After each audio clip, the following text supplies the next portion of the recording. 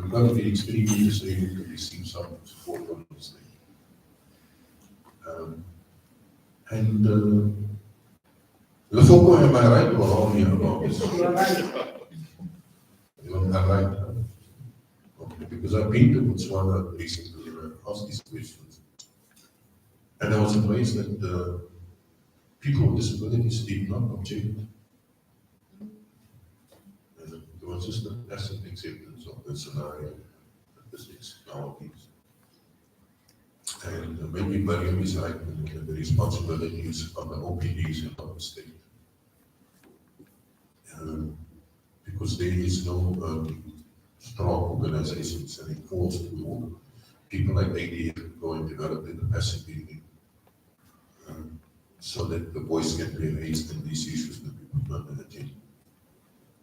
So then you have countries like Namibia, South Africa, Mauritius, who have at least developed further with the social protection system to face this question, what there is this question of poverty.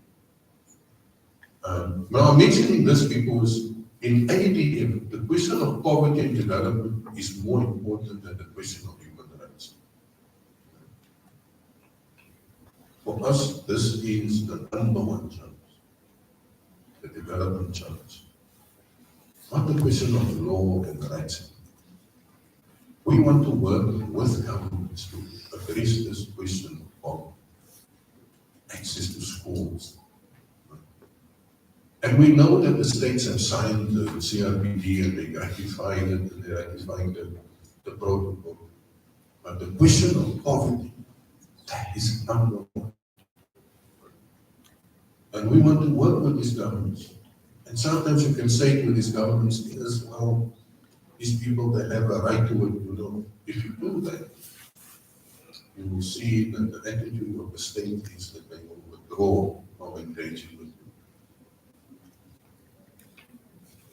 We've made a lot of progress in terms of human rights in Africa. I remember many years ago, when I first went to Ethiopia, I was in a meeting and I spoke about human rights and the old rooms just went silent. To feel the fear that I said something about. You cannot mention the rights. Now you can have a human rights commission in Ethiopia. Wonderful progress we've made. I remember the same happening in West Africa, in Mali as well. I was now coming from South Africa, the idiot that I have, I'm also talking about human rights in the whole state, in the whole movement. But when somebody told me, listen, we don't talk about human rights here. You can speak about development. I'm not human rights. But now you can speak about human rights everywhere in Africa. You can, we've made that progress. We even have the Center for Human Rights in Pretoria. What a wonderful thing. And you work all over Africa. So we've made a lot of progress. But have we really made progress on the question of poverty, people with disabilities? I don't know. It remains a struggle for us. So for AD, this is a critical issue. Now, we don't say that it's not important to have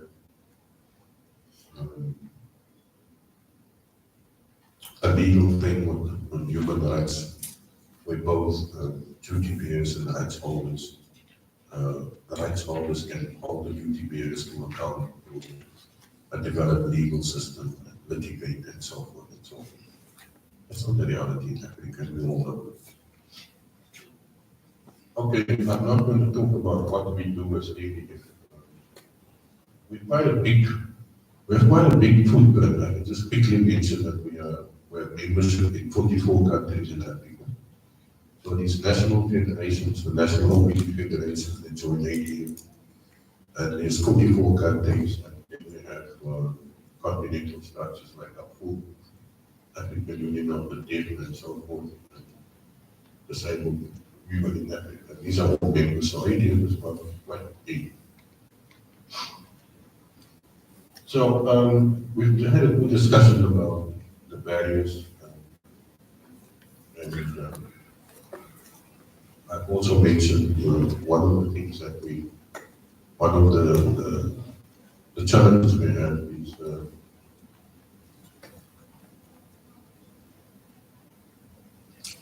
is lack of political will when the state does not play its role, and question of poor governance. I think I've run out of time here. I just wanted to see.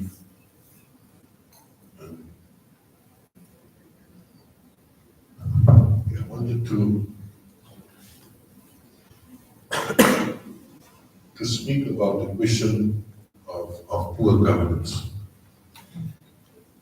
Because we have this, as the Foucault mentioned, we have these Pan-African structures, the African Union Commission, the Pan-African Parliament, the Commission for Human and People's Rights, Court.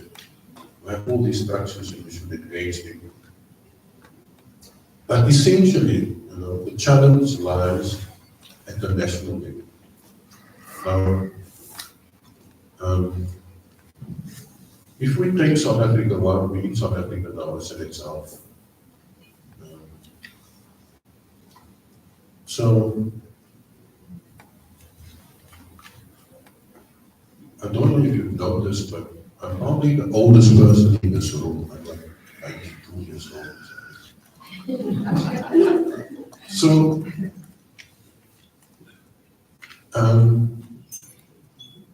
at the time when they were developing the South African Muslims, it was working the president's office. And I worked quite closely in 1994, 95, when the deputy president, Mandela was the president, the deputy president was Thabo Mbeki, and the minister was a guy called the late Isopapa, and I worked quite closely with him. And we were very fortunate to have developed a constitution with the Bill of Rights that included protections that extended to the rights of people with disabilities. So we have, in this country, we have a liberal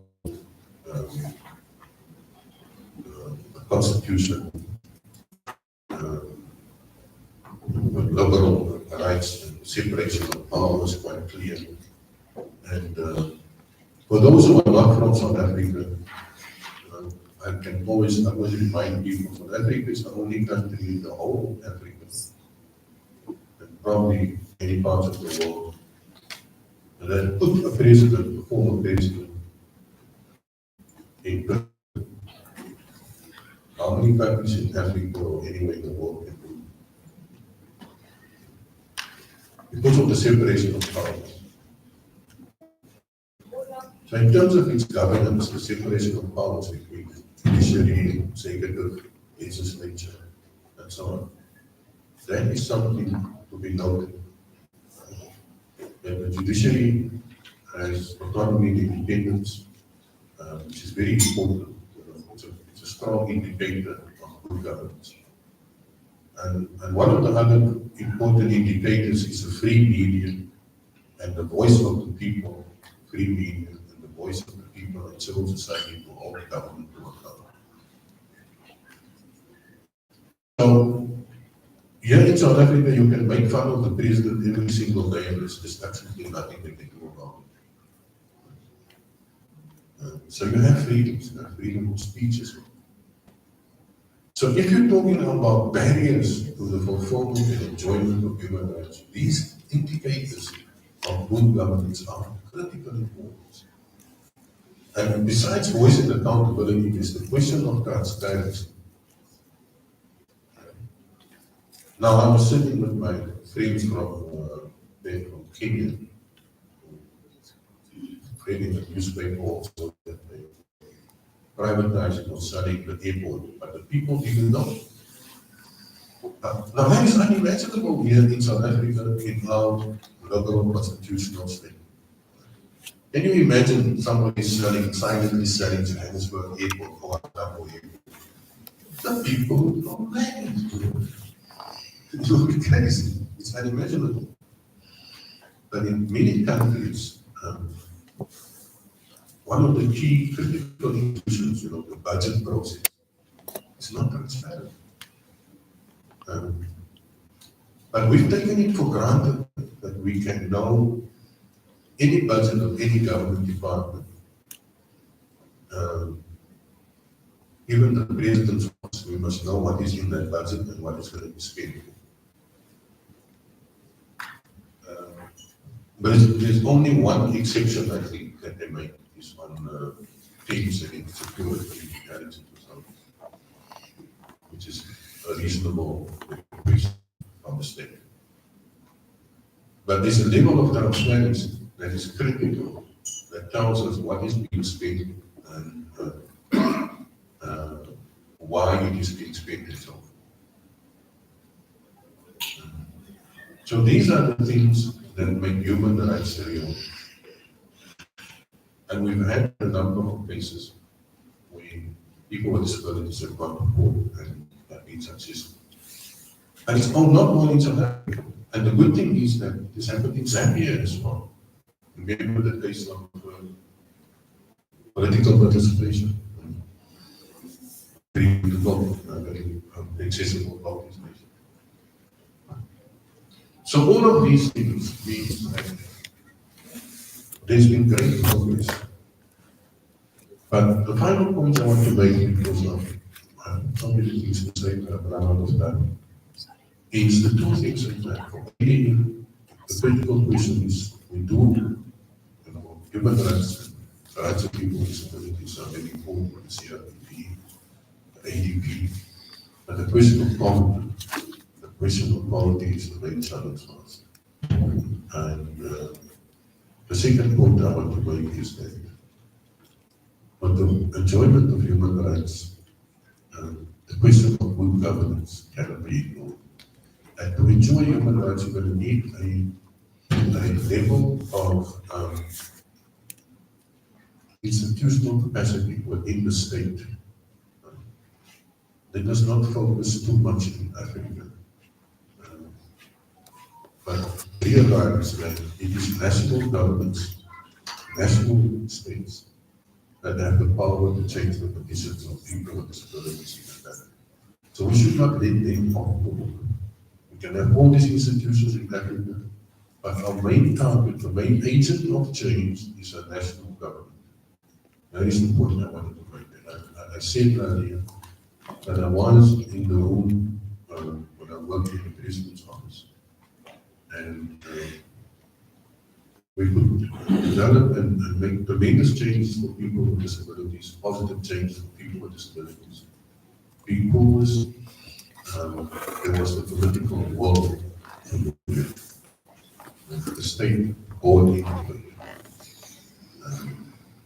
And the same thing is happening now in the Sahel region in West Africa, Niger, Mali, Burkina, where people with disabilities are able to engage directly with the state to discuss the situation of people with disabilities in those countries.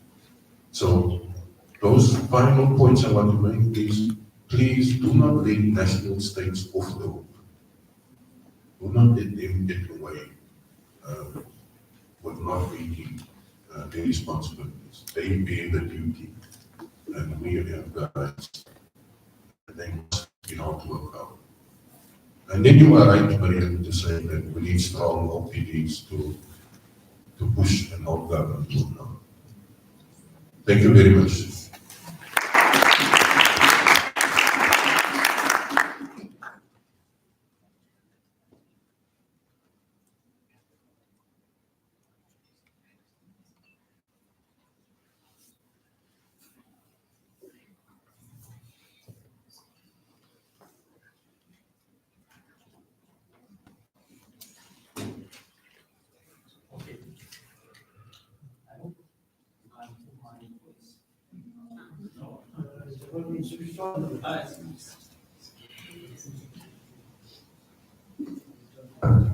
Yes, Your Worship.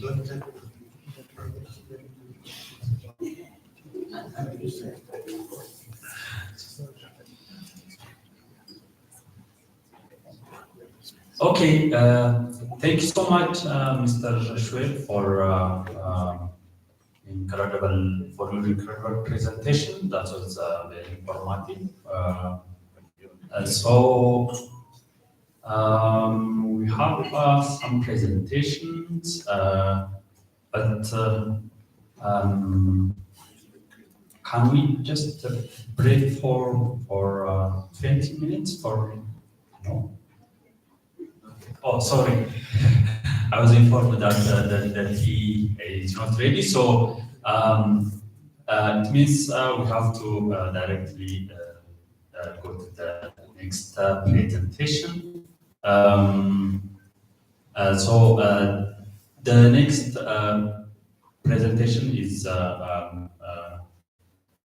one that will be made by Dr. Diana. So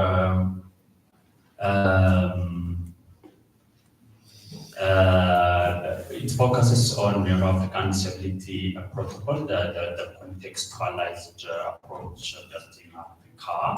So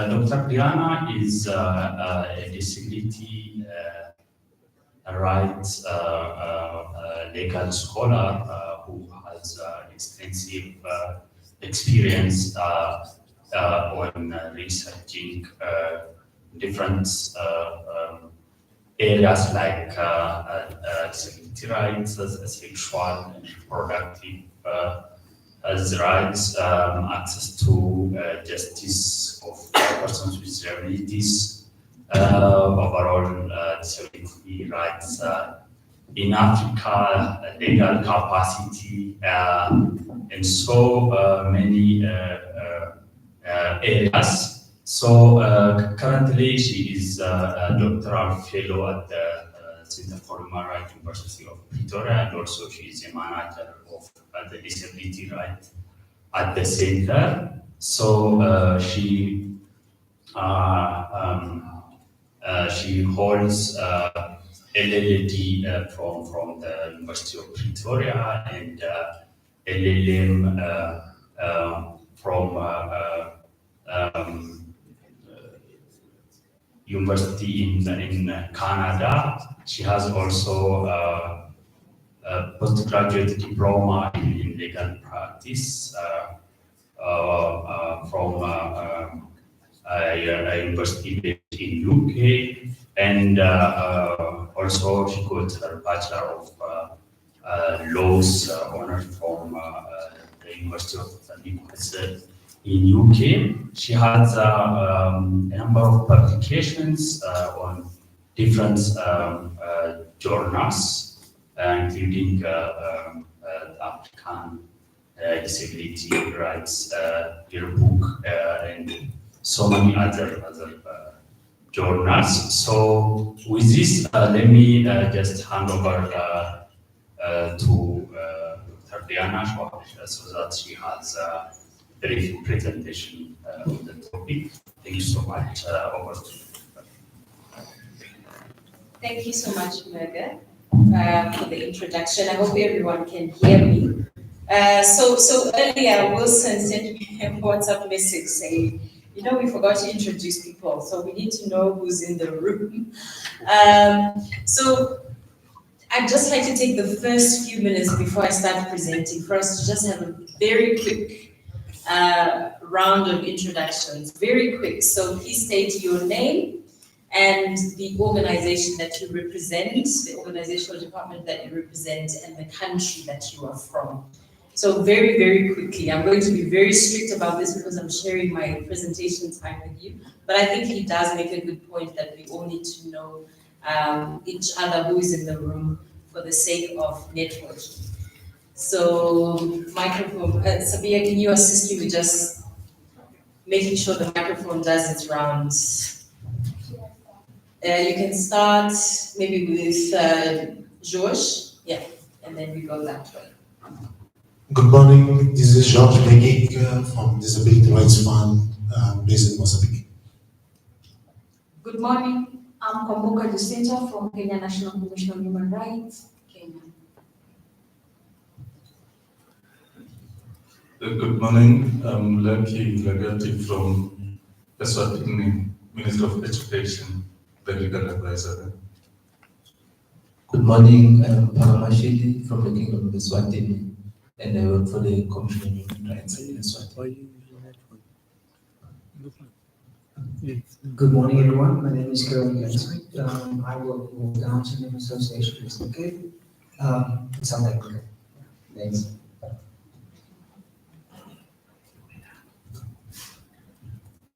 Good morning, I'm Novi Ngomo, ECE lecturer, University of Eswatini, in Eswatini. Good morning, everyone. I'm National William Perry from Zimbabwe, but I work with the Institute for Peace and Security Studies at Addis Ababa University, Ethiopia.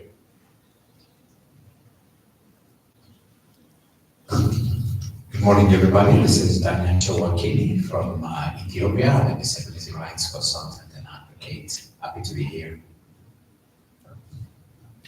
Good morning, this is Thomas Ngolo. I'm from the GIZ, German Technical Development Agency, as a regional advisor for Africa.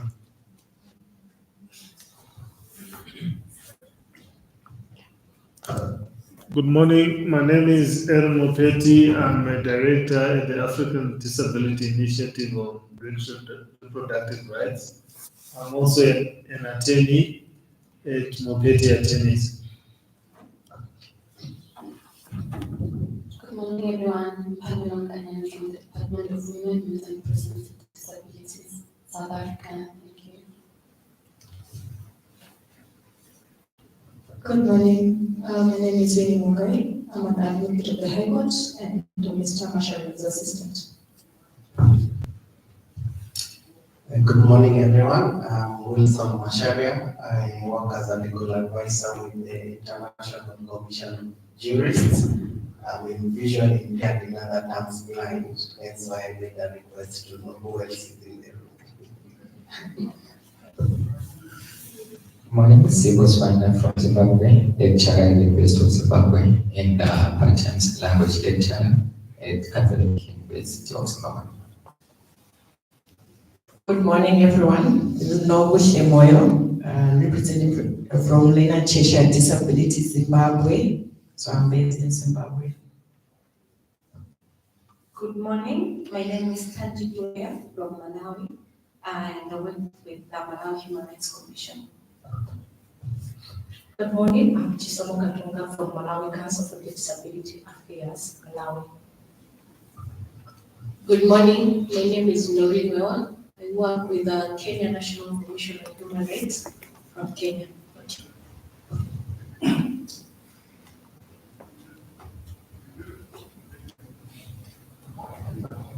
Good morning, everyone. My name is Sidney Mashego. I work for the South African National Council for the Blind. Good morning. My name is Louis Mande. I am the Executive Director for the South African National Council for the Blind, as well as the chairperson of the Southern region of the African Union of the Blind, therefore be a part of the Continental Executive Committee which is supporting. Thank you. Good morning. My name is Tamanzaya Majonjo. I work with the Southern Africa Litigation Center based in South Africa.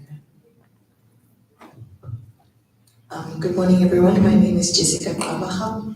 I'm from the National Disability Council of Namibia, and I'm equally the project manager for the revised national policy on disability, as well as the concept for the draft persons with disabilities in Namibia. Makinga Milano, and I'm from National Human Rights Institution of Burundi. Thank you. Morning, I'm David Sami from Malawi, one of the OPDs. Morning, I'm Tristan Adu, one of the editors of Just Legal.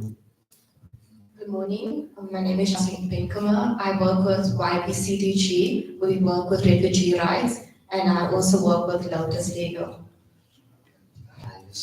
I'm Ethan Kiddo.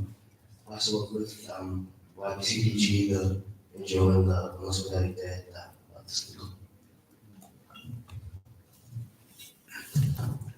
Good morning, everyone. I'm Damona Shine, a founder and director of Small Steps Foundation based in Namibia, which caters people with disabilities and adolescent boys and young men. Thank you. Good morning. My name is Pablo Gisone. I work with Regional Museum, Ketco Museum from Botswana, and the board secretary at Botswana Association of the Blind and Partially Sighted.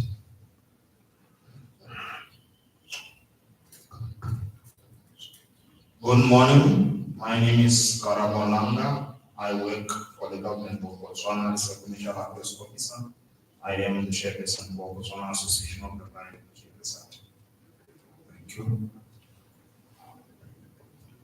Good morning, my name is Miriam Denke. I work at International Disability Alliance, a global organization for persons with disabilities, 14 regional and global organizations.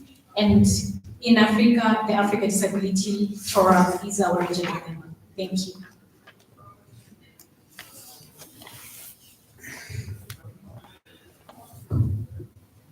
Good morning, everyone. I'm Salomon Manamela, and I'm with the Department of Jurisprudence at the University of Victoria. Nice to meet you all.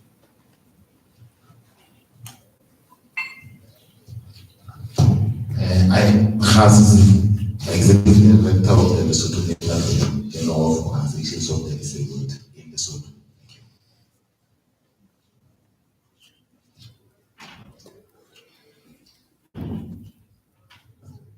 Good morning, I'm Eliane Kornbrink. I'm a lecturer at the Law Faculty of the University of the Northwest, South Africa. Yeah, I introduced myself because I hope to do it.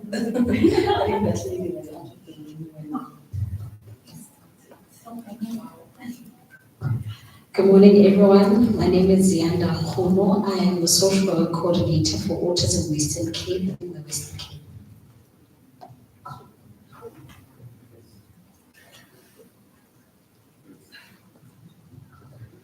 Good morning, everyone. My name is Pinda Dlamini. I'm from Eswatini. I work under the Prime Minister's Office.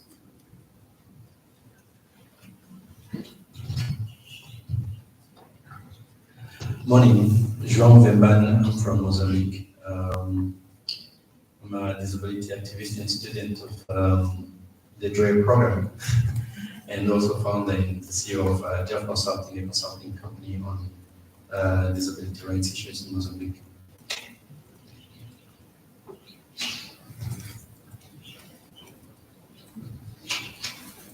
Thank you. I think that was a worthwhile exercise, wouldn't you say? At least now we have a picture, a clear idea of who's in the group. So thank you so much, Wilson, for the suggestion, and thank you to everyone for bearing with us. So now over to the presentation. So I'm going to speak very briefly to you this morning about the African Disability Protocol, a contextualized approach to disability rights in Africa. So in summary, the presentation will have 3 parts. I will speak first about global disability rights protection, focusing on the significance of the CRPD, and then from there I'll move on to how the African Disability Protocol complements the CRPD, and then I will end with how the African Disability Protocol reflects the African context. So starting off with global disability rights protection. So how many of us know the significance of the date 3 May 2008? What is the significance of the date 3 May 2008? I'm hoping people know this one.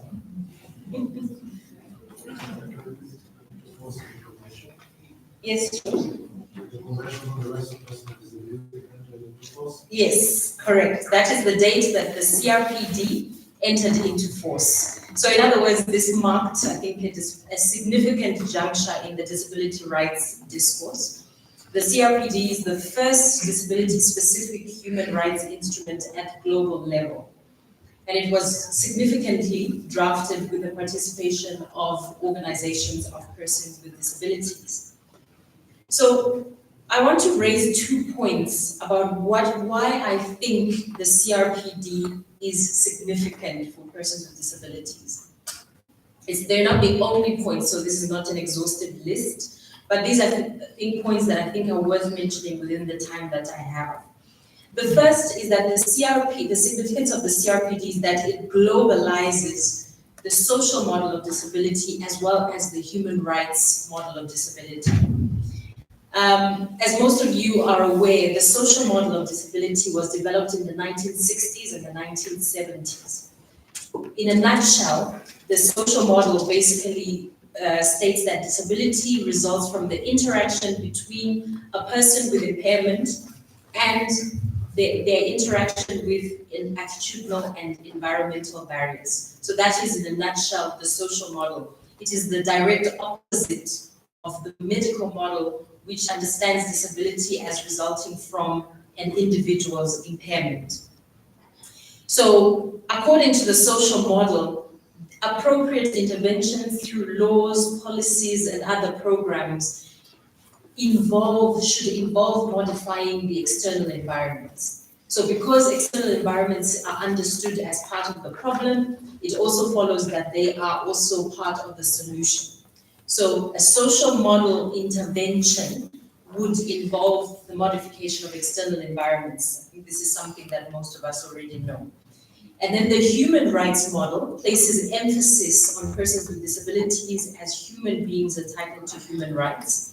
And an appropriate intervention informed by the human rights approach is a rights-based approach, focusing on ensuring that persons with disabilities have or enjoy their rights.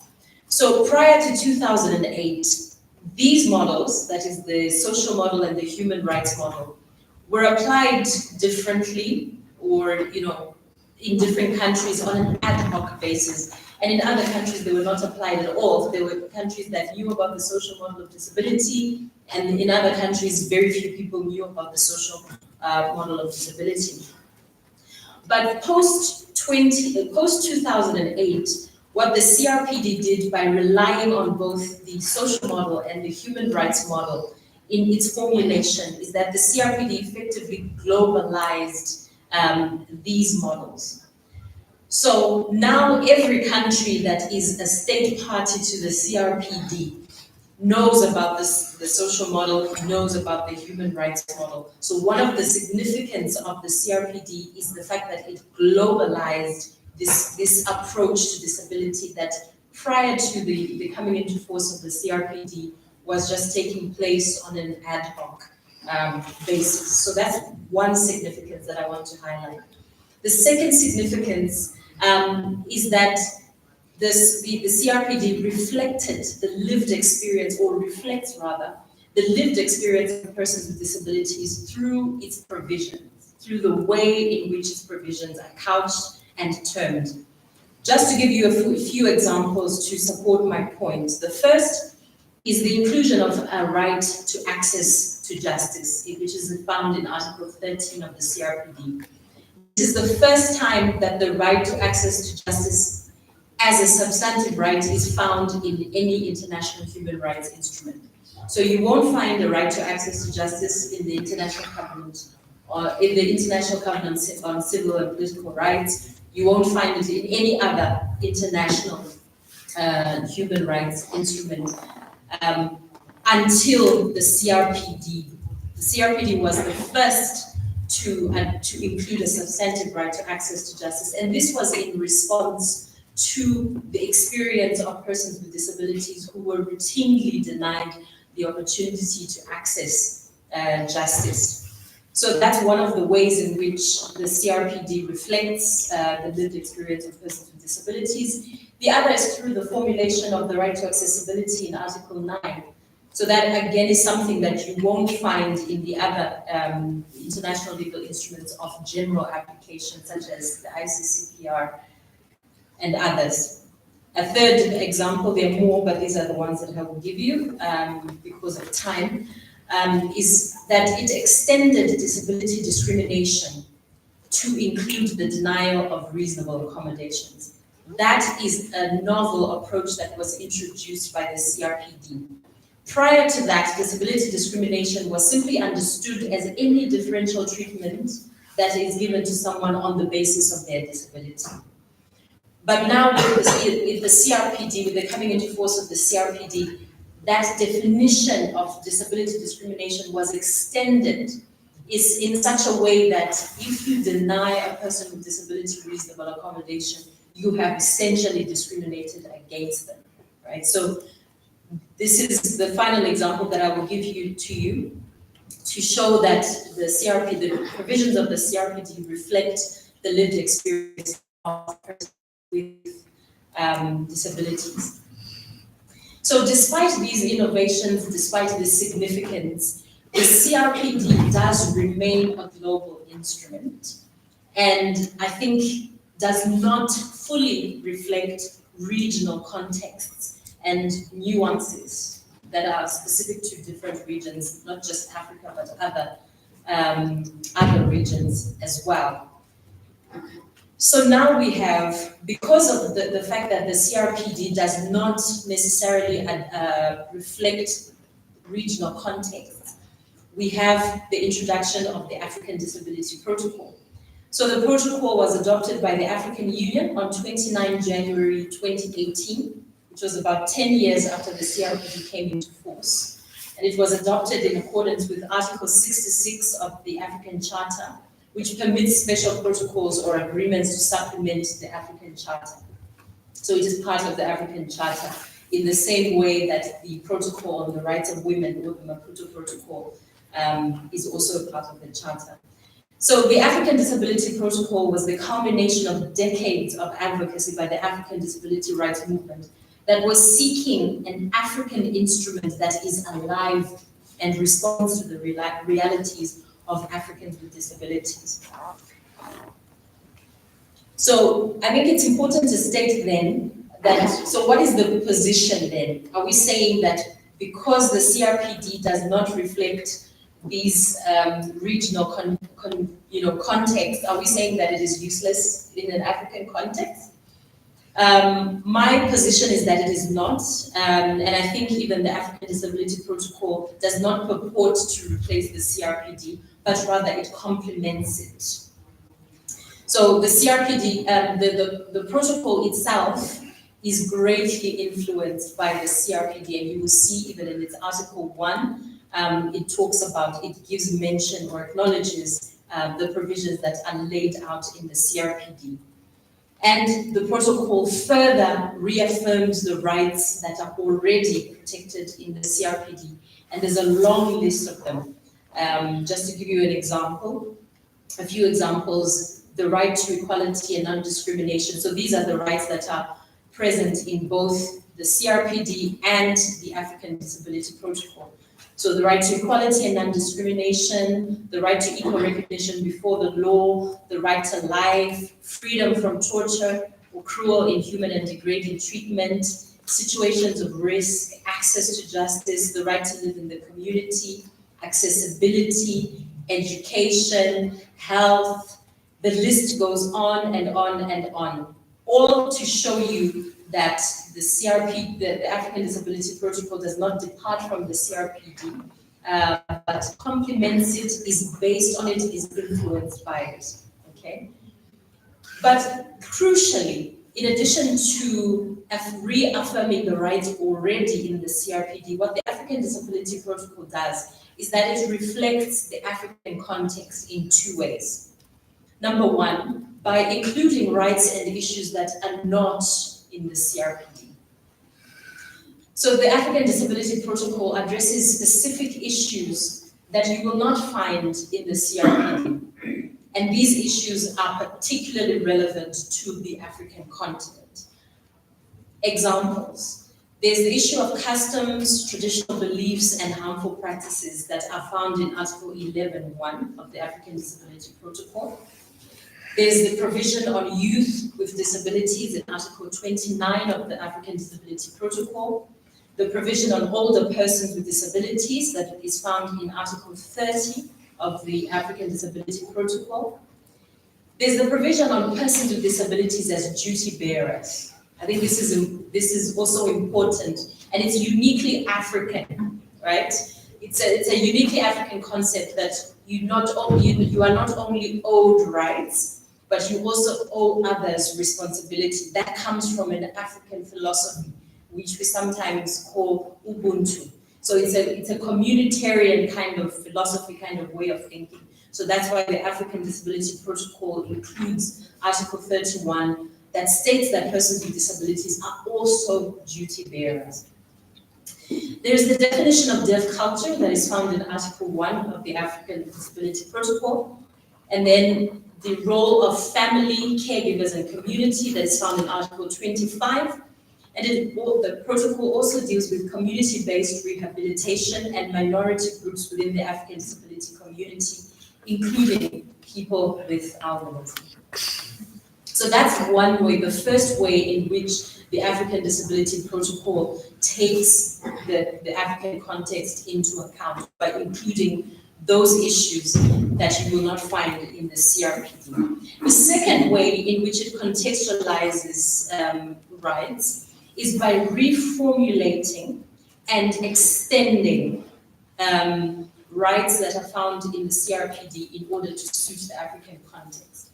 So what do I mean here? Here I mean that, yes, these are rights that are also found in the CRPD, but their formulation in the African Disability Protocol differs from how they are formulated in the CRPD, and this is in response to the situation in Africa. I'll give you examples to illustrate my point.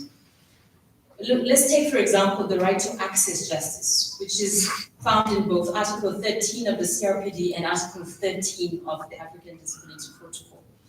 In the African Disability Protocol, the right to access justice has been extended to include customary law forms of justice in Article 13, sub-Article 2. You don't find any mention or reference to customary law forms of justice in the CRPD. A second example relates to the right to live in the community. Rather, let me say that again. In the CRPD, Article 19, it talks about the right to live independently in the community. The African Disability Protocol enshrines a similar right, except that it is formulated as the right to live in the community.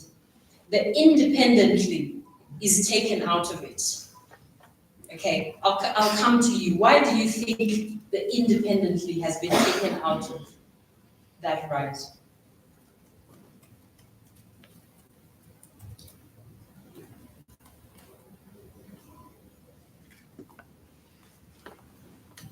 Anyone? Yes, ma'am, in the back. In Africa, we live more in a community than independently, so maybe that's why it was removed. That's right. It's spot on. It's because African society believes in the ideal of community, and we don't believe in that sort of Western idea of independence, right? So that's the reason why that right is formulated as the right to live in the community. Okay. Another example is the right to legal capacity. In the African Disability Protocol, it includes the right to hold documents of identity. But that same right in the CRPD does not include that aspect of the right to hold documents of identity. And the reason is because in Africa, there's myths and misconceptions about disability, where disability is associated with negative things like witchcraft and curses. And so in some communities, particularly rural communities, when there's a child with a disability who is born, sometimes they are concealed. There's a practice of concealment. And I think families do this for several reasons. Maybe they're ashamed, maybe, but all of it is because of these misconceptions that disability is associated with some things that are with negative things. So the result of concealment, of concealing a child, the birth of a child with a disability, is that they never receive documents of identity. They never get a birth certificate. Without a birth certificate, it's difficult for you to go to school. Without a birth certificate, it's difficult to get an ID later in life, to get a passport later in life. So that is the context that, that is in Africa. That is the reality that is in Africa. And this is why the right to legal capacity in the African Disability Protocol talks about the right to hold documents of identity of persons with disabilities. Another example is the right to habilitation and rehabilitation, which includes the requirement to develop, adopt, and implement standards that are suited to local conditions. Another example is the right to freedom from torture in the African Disability Protocol includes forced sterilization and other invasive procedures as forms of torture. And the right to work and employment includes reserving and enforcing minimum job quotas for employees with disabilities in the public sector and the principle of equal pay for equal work. The right to political and public participation includes amending laws that restrict the right to vote and stand for or remain in office. This one is a big one. From our research on public and political participation, what we noted was that most constitutions and most electoral acts of a number of African countries contain provisions that state that certain persons with disabilities cannot hold office or cannot vote or are not eligible to vote. And they rely on a certain principle or a certain concept. Does anyone know what concept this is? Yes, soundness of mind or unsound mind provisions. So the African Disability Protocol then also includes within, as part of the right to public and political participation, the requirement for states to amend any laws that restrict the right to vote and the right to stand for or remain in office. So in a nutshell, or in conclusion, the CRPD contextualizes rights, the way it formulates them, the measures that are included, the provisions that are included in these rights are a response to the African experience and to the African perspective. So for persons with disabilities in Africa, the African Disability Protocol holds great promise for the realization of the rights of persons, at least on paper, right?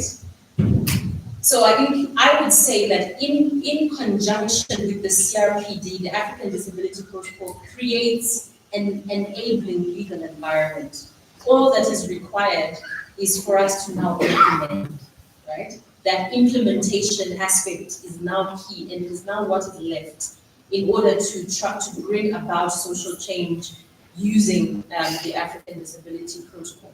So we welcome the coming into force of the African Disability Protocol, and a lot of us have worked so hard. I think every organization in the room has been doing something about ensuring that countries ratify the African Disability Protocol so that it can come into force. And we welcome the fact that it is now in force. But we also urge member states that have ratified it to implement its provisions. And we urge even OPDs that are represented in the room to start putting pressure.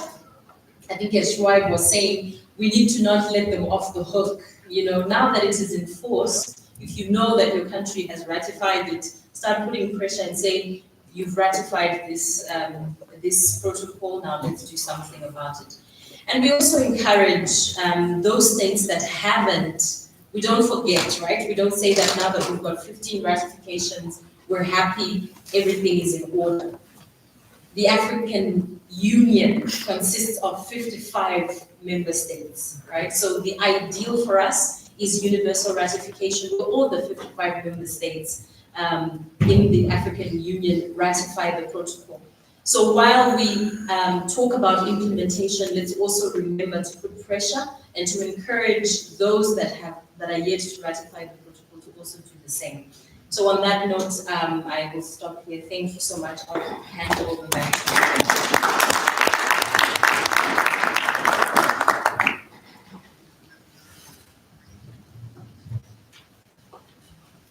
Okay, thank you so much, Dr. Diana. So the next presentation we have is on the process of ratification of the African Disability Protocol. The presenter will be Mr. Lefoco. So we have a brief presentation for a maximum of 20 minutes. Hopefully, he will do it less than that. So over to you, Mr.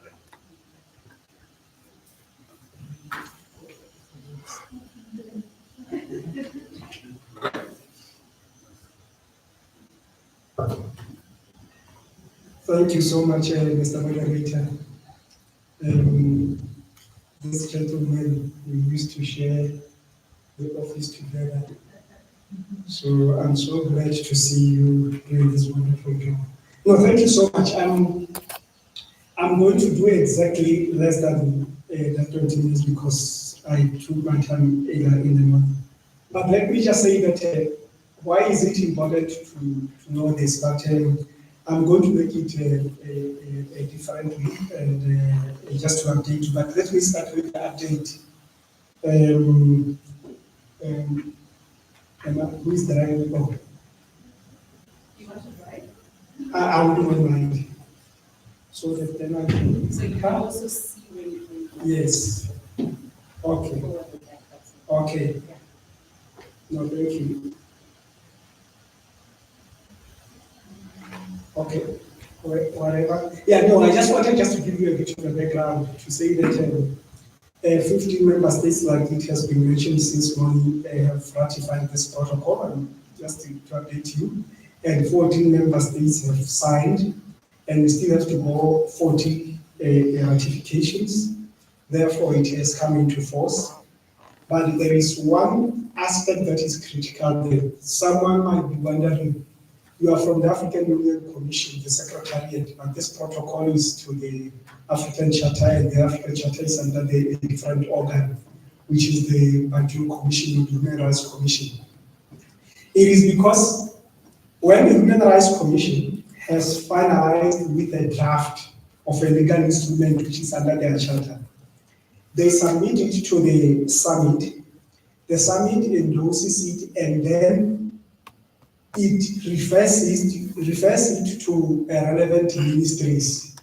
And in this context, the ministry that is relevant to deal with it are ministries of social development. Now, the Ministry of Social Development, they meet twice a year under the ministerial meeting on social on a specialized technical committee on social development, labor, and employment. And they look at it as a technical ministry. From there, it is submitted back to the summit, and then the heads of state will take a decision after looking at everything and satisfied, and they send it now to the Ministers of Justice and Legal Affairs. Those are the ones who are going to clear it. And it is one of the harrowing experience to to present a protocol before this, because there are representatives from the Ministry of Justice or Attorney General. And from there, of course, when you have to present it, one, you have to be careful that they don't water it down. Because to them, they are looking at a legal instrument. To me, I'm looking at a social development instrument. I'm looking at people. To them, they are looking at laws. And we always have a fight over that. And at least for the one for older persons and the one for disability, I came up very well. The one that I feel we failed is the one on social protection, but it's not part of the subject. But I just want to show you that. But now, our interest in this protocol, as the Secretariat or as the Commission in Addis Ababa, the department that I represent, and the ministries that I represent, is on an article on the establishment of a disability advisory council. And I'm saying this because it's very, very critical. By next year, we should have sat together as we are sitting here or through your representatives in whatever manner, whether virtually or having a webinar or sitting together like this if resources are available.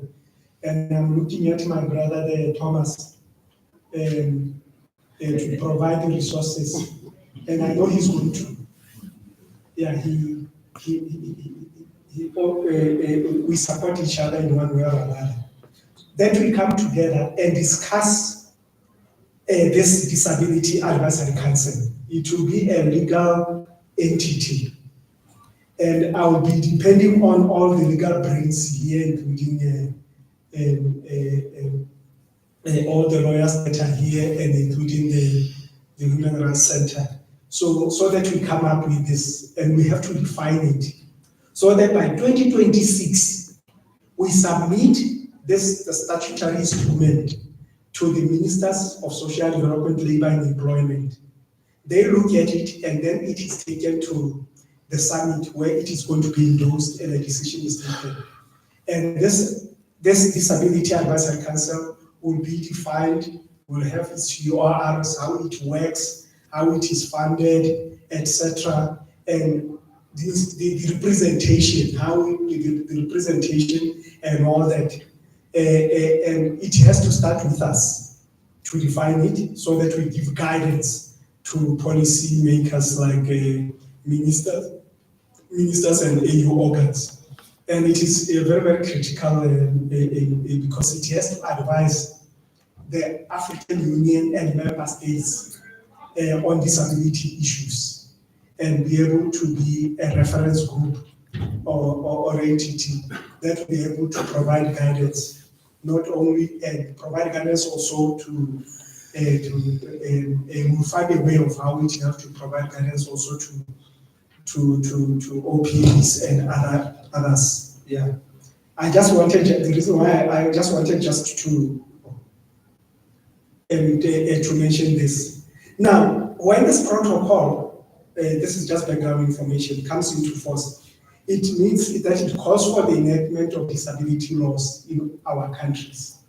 According to your legal philosophy, how you do the laws, and I don't want to get into that.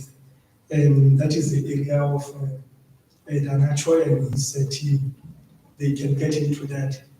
And also, of course, it calls for the revision of the existing laws to be in line with the protocol.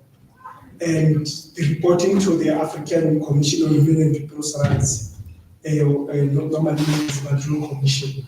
And these 15 member states are going to depend on you to guide them, to support them, and in any way, so that they can be able to submit reports, at least the initial report. And let me just plead with you. I'm not speaking on behalf of member states. I'm a civil servant, in and out. And I know the shortcomings of our government, because I used to be at my national government. I'm now an international civil servant, and I know our shortcomings. Let us not leave this reporting and implementation solely to the member states without sitting there and guiding them and supporting them and helping them. Otherwise, they will take 10 to 5 years before, 5 to 10 years, even 15 years, before they even submit the initial report. Because most of the people some of the people who are employed, they're just like me. I've got maybe the qualification, you are just as a focal person on disability in your government, you have got no clue or not even an interest. Some don't even have interest. They are just looking for a job. And for this report really to be drafted and to be submitted and the data to be collected from all relevant entities of the government, it requires that official to stand up and do something. And if that official doesn't do anything, nothing will move. I remember even with the ratification, I used to interact with ministries of justice, and I would ask them, but guys, they said, we can't do anything from NATO in general until the relevant ministry initiate the process. Then I would discuss with the minister and the permanent secretary or director general, depending where you come from, or the CS, like in the case of Kenya. They will, or principal secretary, they will tell me, we are waiting for the department. The department head will say, we are waiting for the division head. The division head will say, I'm waiting for now the focal point to initiate the process. And that person is just like me. I've got no clue. And especially when you come to the protocol, it's a legal instrument. This might be just a mere social worker or a psychologist or a sociologist. They don't, you know what they do? When it is difficult, I can't talk about when I was in the civil service. When it's difficult like this, you just say, okay, I'll do it. You put it aside and you run with others. And that is how we suffer. And our things are not moving. And you just, you complain and you are complaining to the air because you are not complaining to the right person.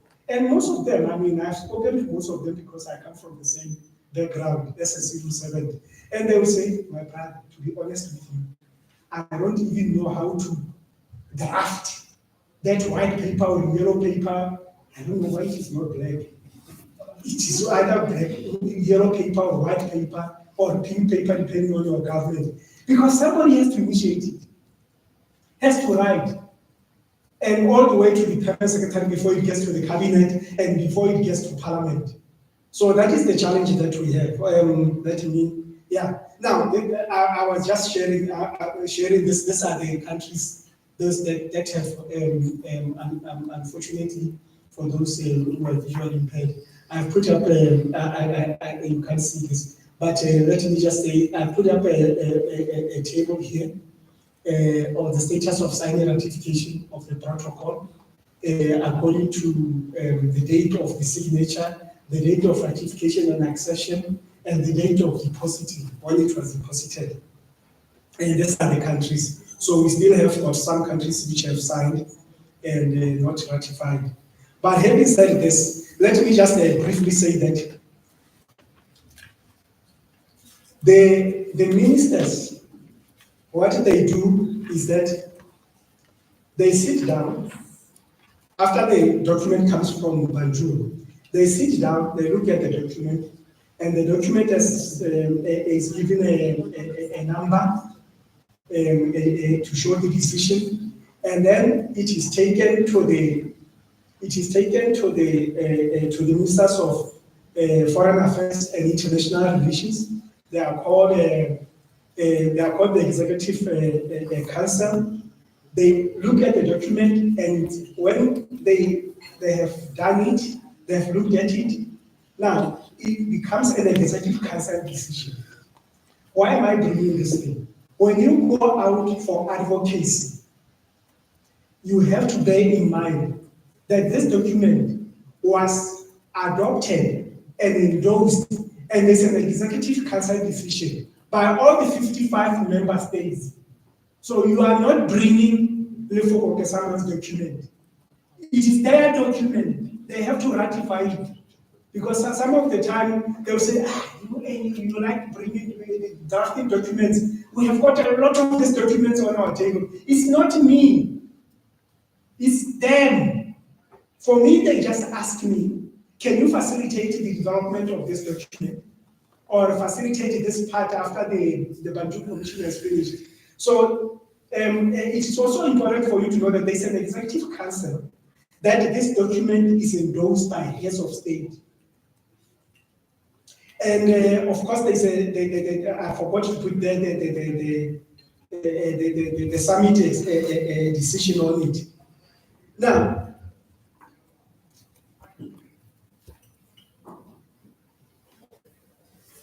no, this one it's a wrong thing. Now, what happens is that after it has passed through all this, I'll correct this other because I'm doing quite a number of presentations.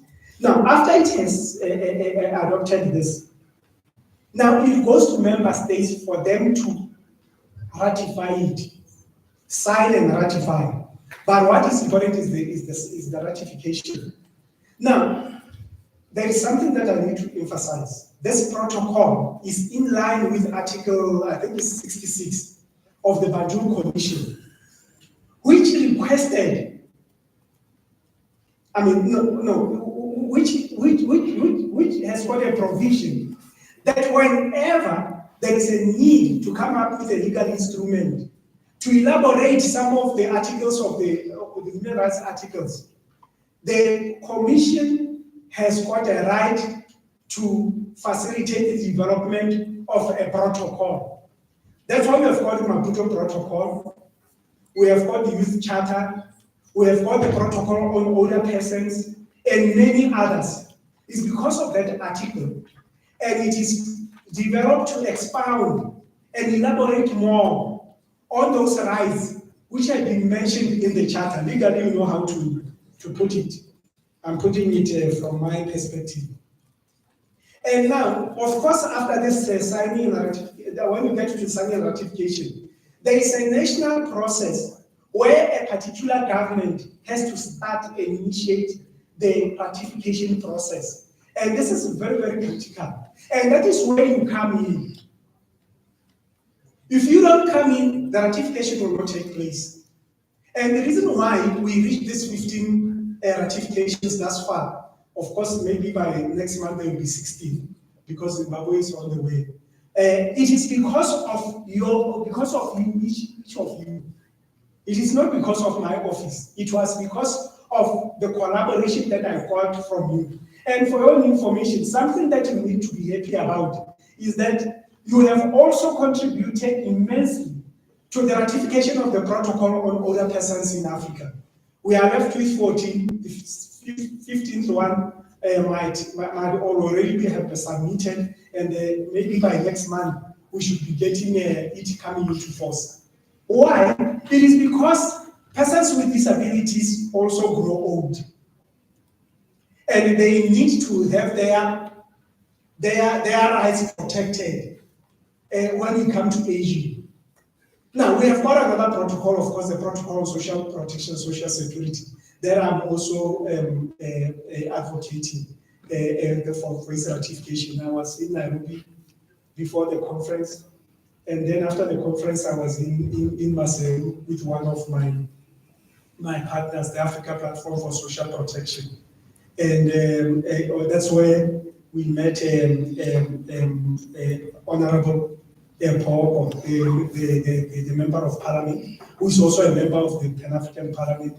And I was so warmed up because she has taken a decision to make sure that the relevant ministry ratifies the protocol on disability, as well as ratifies the protocol on social protection.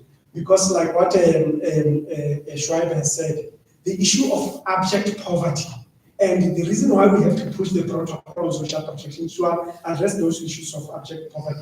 And then after the national ratification, it is now submitted to the Office of the Legal Counsel of the African Union. That's where it gets into the status of the countries that have ratified. You can ratify at national level, you can stay there for 5-10 years, it will not be recognized as having ratified for it to be in the list of those countries that have ratified. And of course, when you come to 15, it comes into force.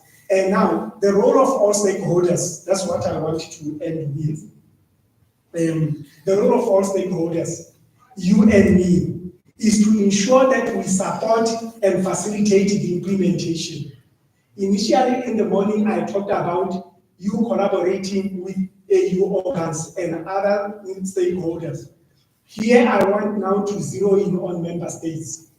Then it is very, very critical for us to make sure that we cannot stand on the side, whether we complain or whether we write or we meet together as persons with disabilities and our organizations and all those people with disability sphere. It will not move much. For us to move the needle, we need to interact with member states, and especially through even our regional organizations. And I need to talk about this thing because I've had experiences where when I was interacting with regional economic communities, They told me, we don't know that there is a Watford or Safford or and the like. I remember in 2019, and I was with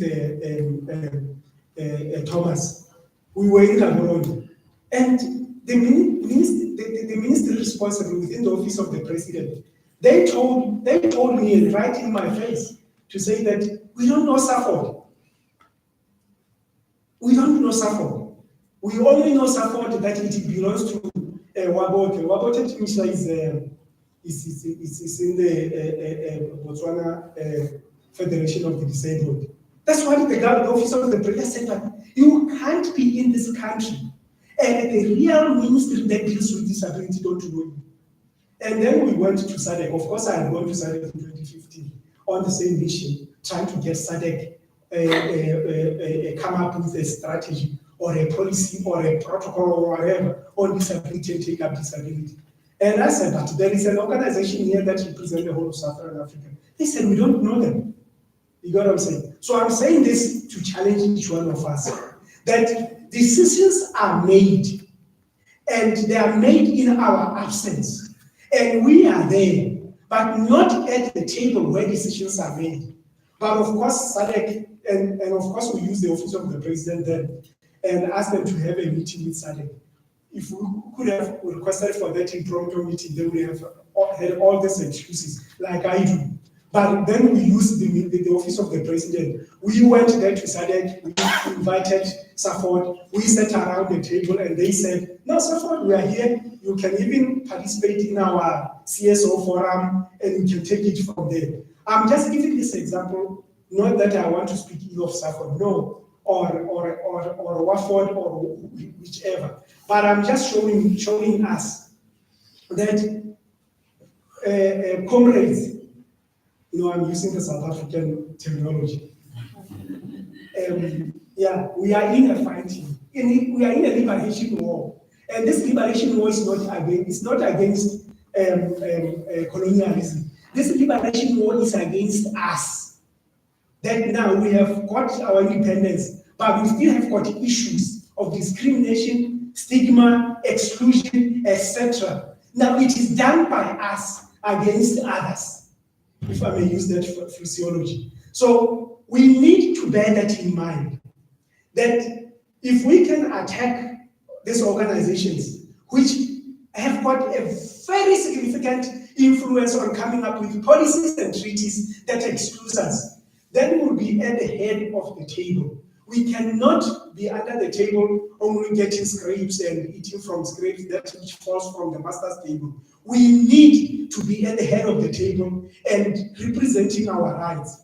And that, what do I mean? You cannot be an organization, of course South Africa is more advanced. You cannot, whether Botswana or Lesotho anywhere, you have to make sure that the representation is made by you, but not by another person who might be feeling pity for you or just feeling ashamed that they are not talking about disability. In a nutshell, this process is not only about ratification. It's not only about this coming into force. It's about now enjoying those rights that are there. And lastly, moderator, let me say this. The protocol now, the responsibility is the Banjo Commission. What about the ministries that deal with disability? We have got policies. I know we are excited about this protocol. I am, but I'm still a little bit depressed. Why? Because I know it's going to be there and there's nothing that's going to happen until and unless it is now made, it is now turned into an instrument that will be able to drive programming and budgeting and implementation. And what do I mean? We have got a policy called the African Union Disability Strategic Framework. That is the strategy we now in the social development, not the legal, not from the Ministry of Justice or Attorney General. We who are now wants to see this, that it clearly states everything that we have or that we can have to the minimum of what our rights are defined from a social development aspect. One, like the issue of poverty, access to education or inclusive education, access to health, access to justice, access to this, access to social protection. Now, this is the policy that we are going to use to ensure that now this protocol is implemented. It means that the current policies and strategies and initiatives, they have now to respond positively to the protocol. They also have to change. And we are not going to change it by only changing the X on disability. All the policies, access to clean water, whatever, they need now to respond. And this is how we are going to monitor and report on the implementation of this protocol. And as I've mentioned in the book, we have got a plan of action on ending attacks on persons with albinism. Now this protocol gives us this legal standing. We have got the model law on disability.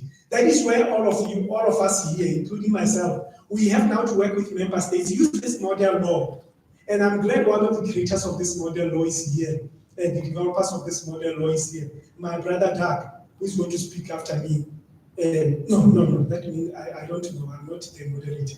So I just wanted to say this, that we have got this model law. It makes it easier for us now to go to member states and say, we have got this little money, can you have a workshop? Here's the model law. This is how we can either create the law, develop a new law, enact a law, or review the law that is there in line with this framework, what is called the model law in disability. So our work is well done, well paid, and it is now for you and me to make sure that our rights are not only going to remain on the shelves and the desktops of some certain individuals who have got power somewhere in our governments. Thank you so much.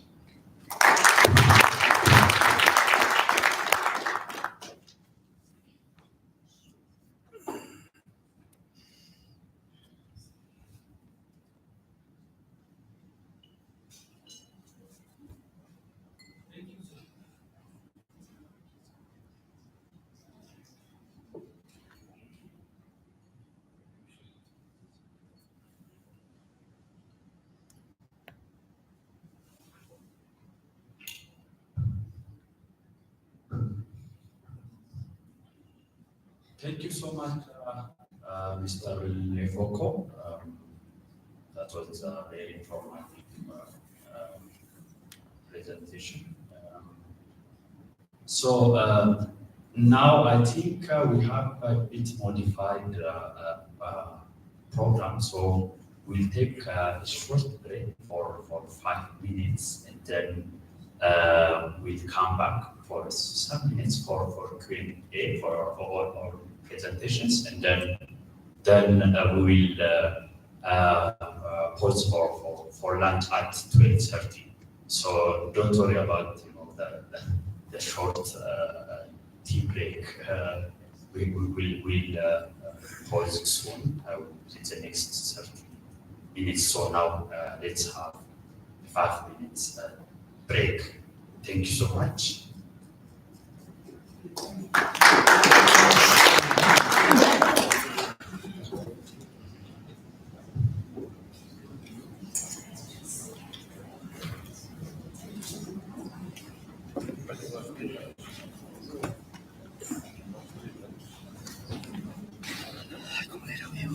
Finally. Welcome back. How's Captain? How's Captain? It's nice to see you guys' faces again. Yeah. So, although the few of us. Lieutenant, he's still coming. Oh, is he gonna come? Yeah, but I think he said he's gonna come on day 2 or something. I'm not sure. Oh, I don't think he was invited to this particular thing. Oh. Yeah, but yeah, he's somewhere around. Are you done with your master? I'm still busy with it now. Because I'm busy now with these other projects, and it's delaying the time. But I'm very passionate about social development, so I want to see it finish. Okay, that's cool. How's work on your side? No, it's fine. Just wanna go for a break. It's fine. We're busy. Yeah, but we need to network more. We do actually. We need to actually catch up later. Eh? Yeah, yeah. I'd love to introduce you to.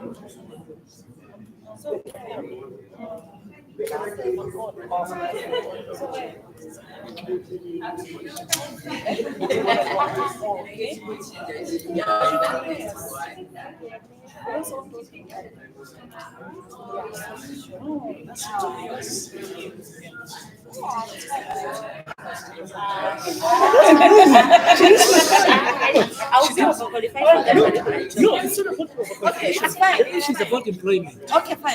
Yeah, you said you want to get it. Yes, we'll do that.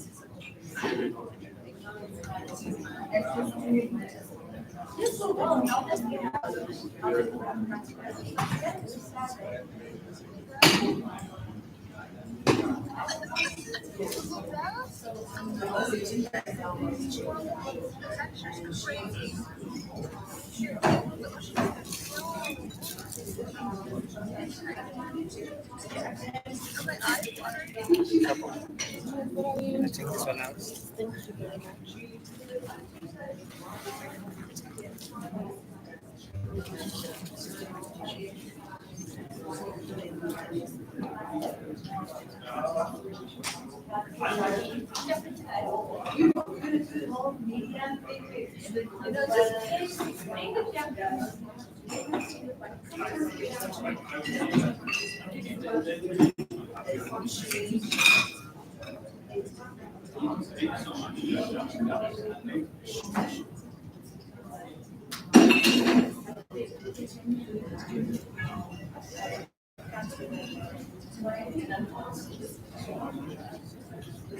Yes, I need to.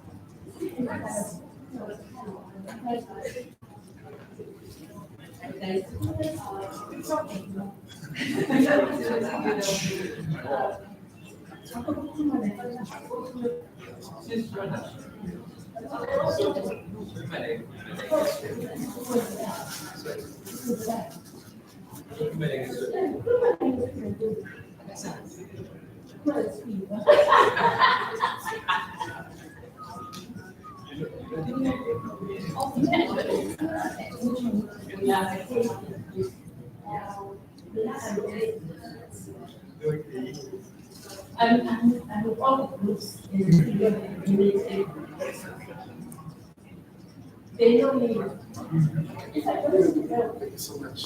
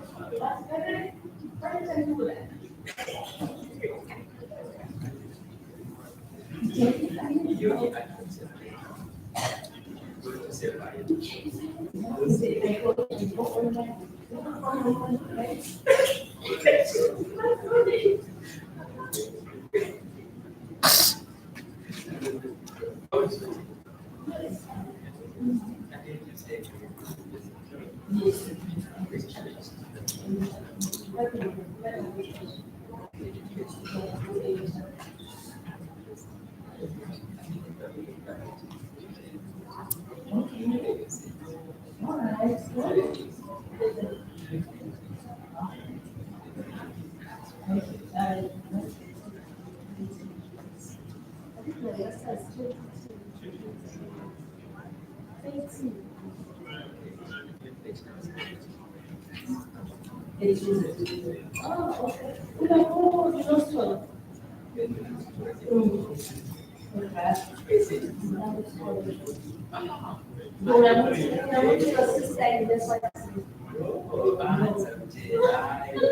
Because I teach one of the modules I teach is second language.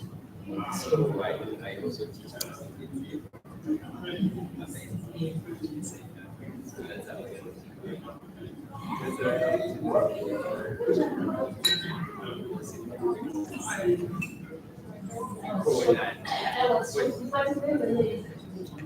I was shocked that there is also another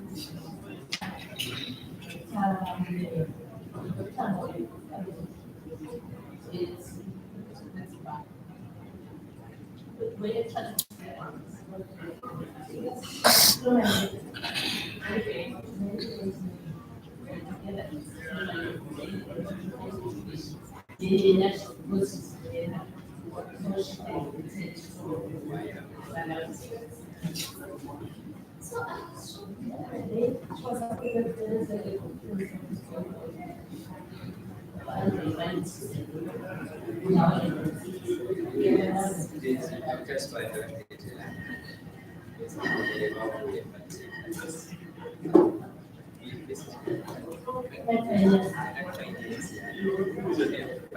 Okay.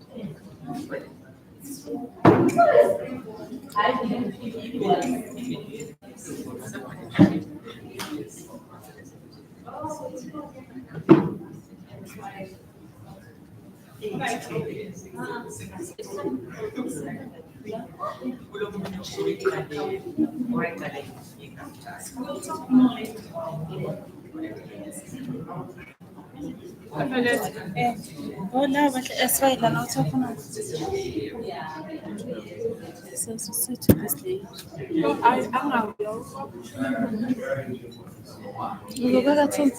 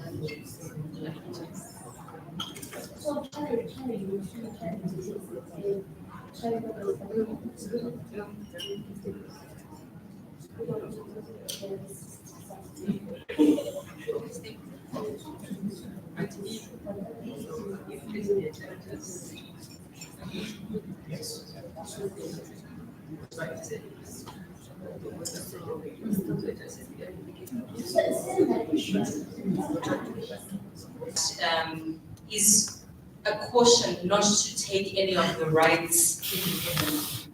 Like they're not standalone rights. They may be, Article 12 is this, Article 13 is that, but these rights are interlinked. So the issue of living in the community, I think, cannot be divorced from things like legal capacity, from things like social protection.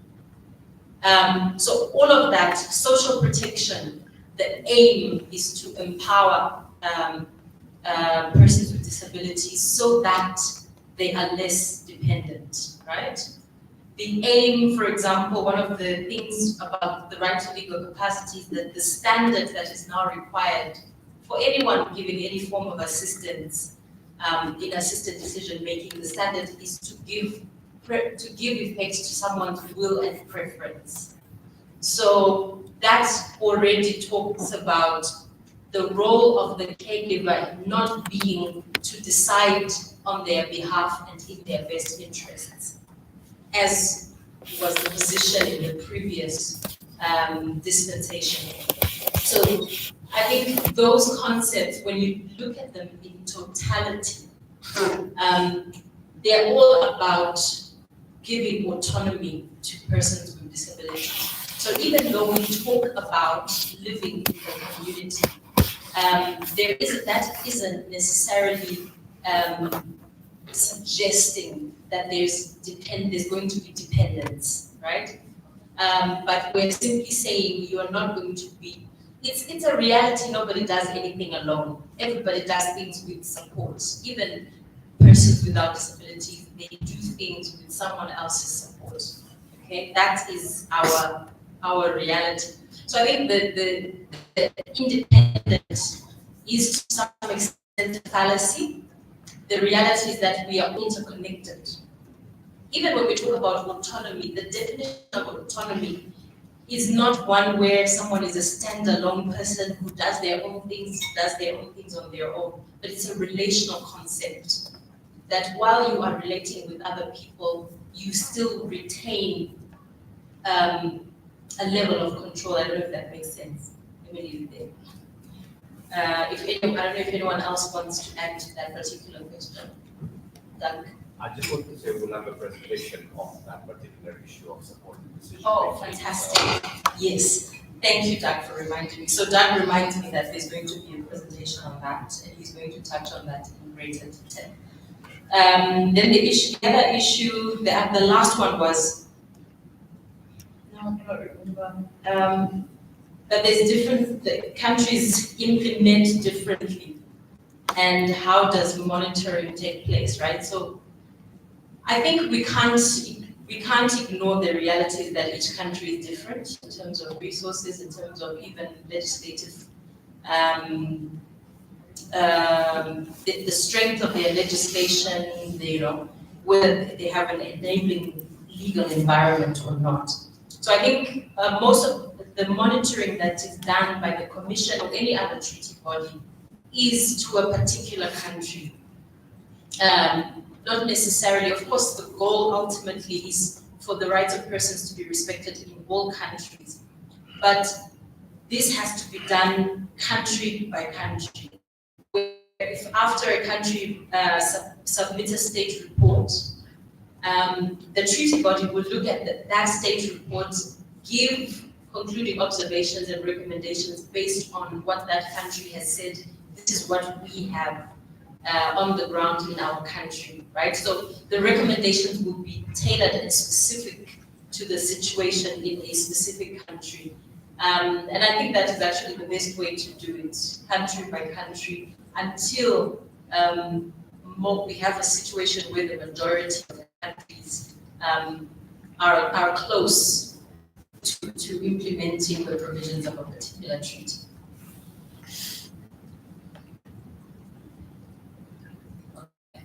All right. So I think let's go for lunch. The hotel, we was initially supposed to go for lunch at 1 o'clock according to the program, but the hotel made a request for us to finish at 12:30, which kind of messed around our program a little bit. But anyway, we failed to meet at 12:30. But let's break now for lunch, and then we shall return at 1:30. Okay, we shall return at 1:30. Thank you.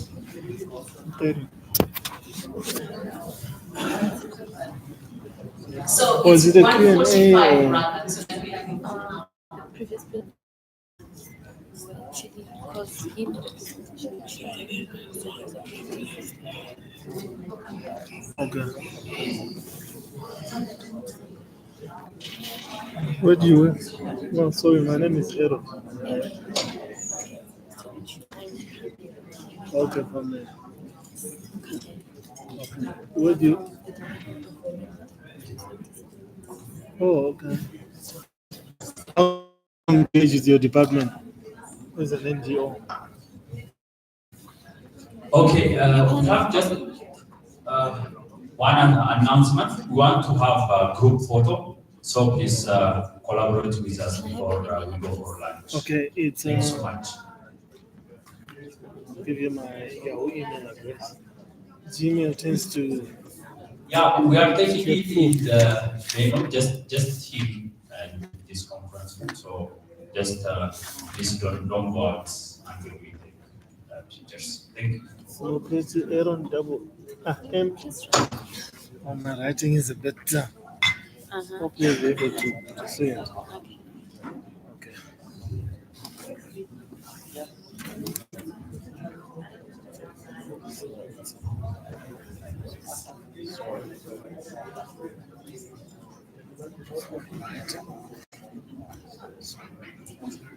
I'll try my level. MUPECI. that was really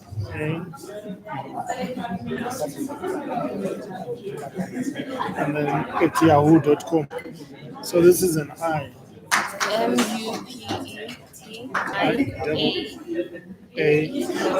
at Yahoo. Yeah, .com. And where are you from? African Initiative, Disability Initiative on Reproductive. Disability Initiative. Yeah, ADIA, Africa Disability Initiative on Reproductive Rights.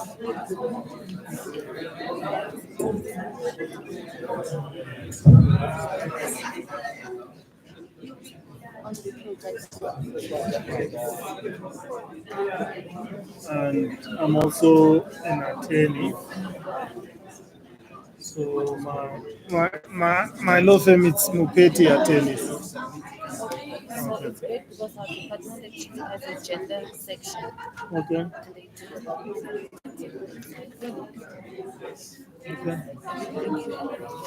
Okay, and then do you conduct workshops on?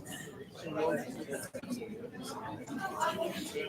thing is, I don't want to badmouth our department, so I work for rights of persons with disabilities. And then there's the youth empowerment and there's the women. So I'm sure they do these workshops, but What about your department? our unit, workshops, yes. Hi, hi, how are you, gentlemen? I still owe you an opinion. How far did you go with your case? Your case? It's still pending. So my opinion is still valid. We are going to be having an argument sometimes next year in June. Okay. No, let's engage. This time I promise. I just been. Was I in and out of hospital? I think I was. I accepted it. Okay. Thank you. How are you? Okay, gentlemen, you're late for the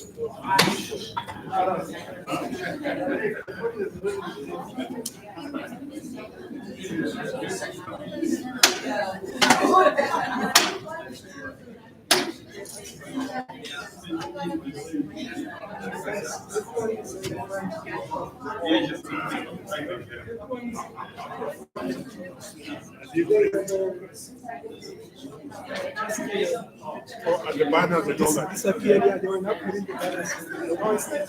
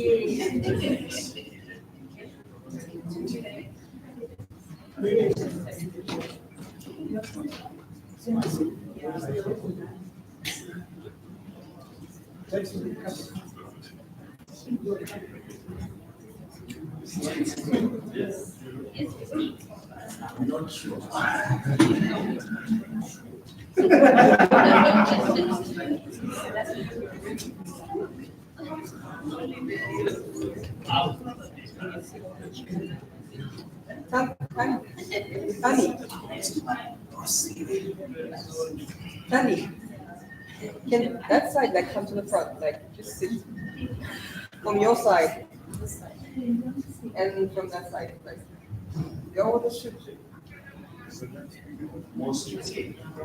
You said squash more. Just come inside.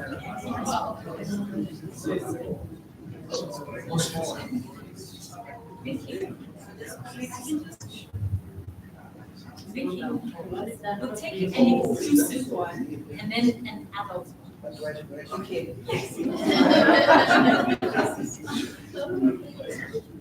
Someone has to yes. Yeah.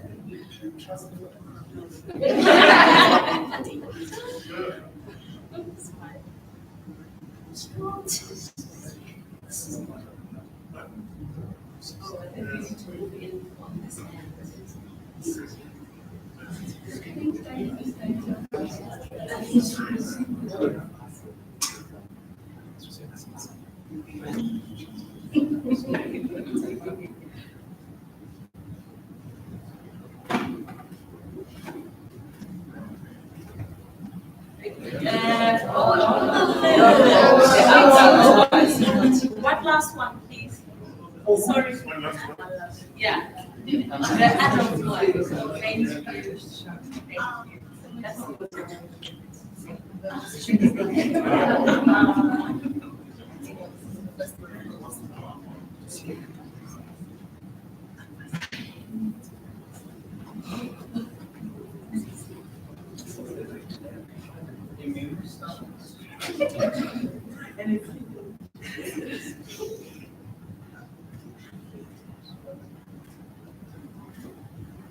Thank you.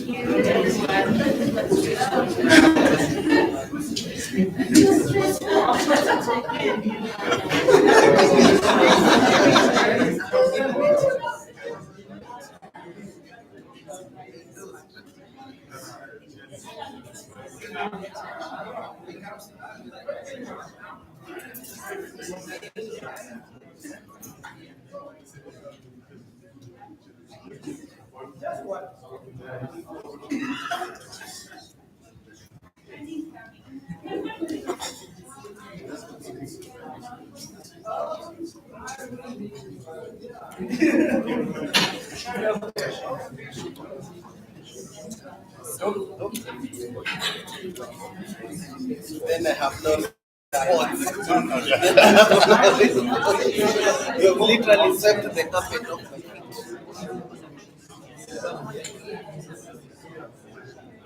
No, maybe you should.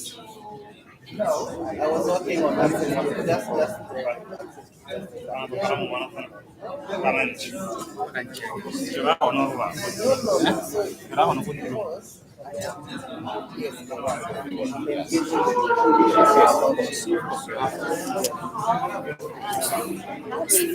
As you see, I've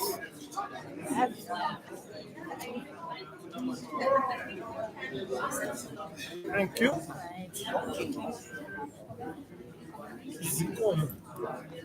The other day, nani mashiosa ndiani. Oh, really? When? Nangu seka, only group, I think. Me? I think they said Masura Banji. Oh, Maskaban. Masura Banji. I thought so. Oh, no, but that's Subabuino. I repeat. Oh, I think maybe I was absent-minded. I see. Yeah. Oh, really? Oh, sure. I thought I was confused. Yeah. Yeah. Let me take my access card. How many hours is your flight? How many hours is your flight? Okay. So it's not very. Which one? Which flight did you use? Link. Oh, Airlink. Yeah.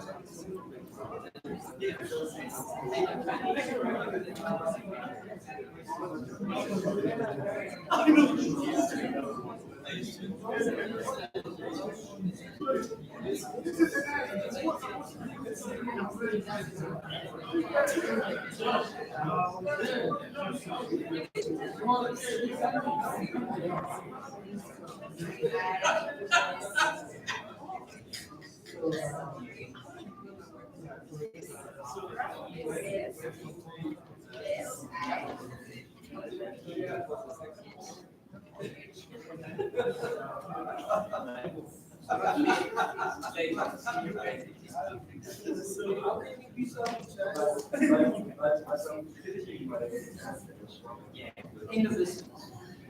So that's writing chapter 4. So I just say.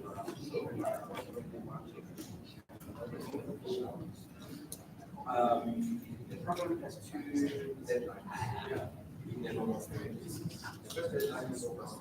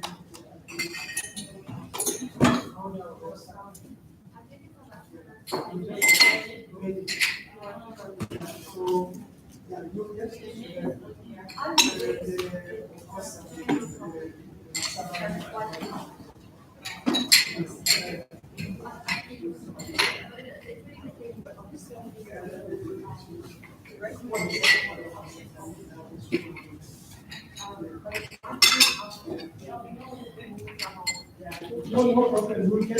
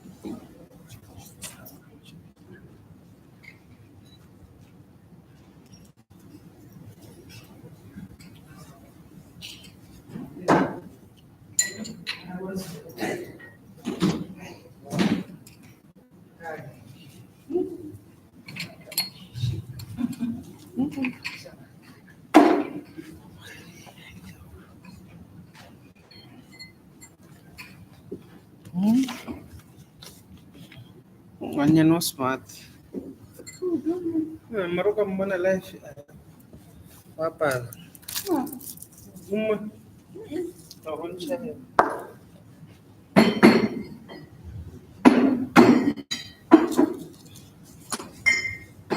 Fata manzi, sitokeni. Manzi. Ebona ufakile daisy chain so. Bafuna ngerisha so. Una umakini. That's not right. I don't know what's not. There's this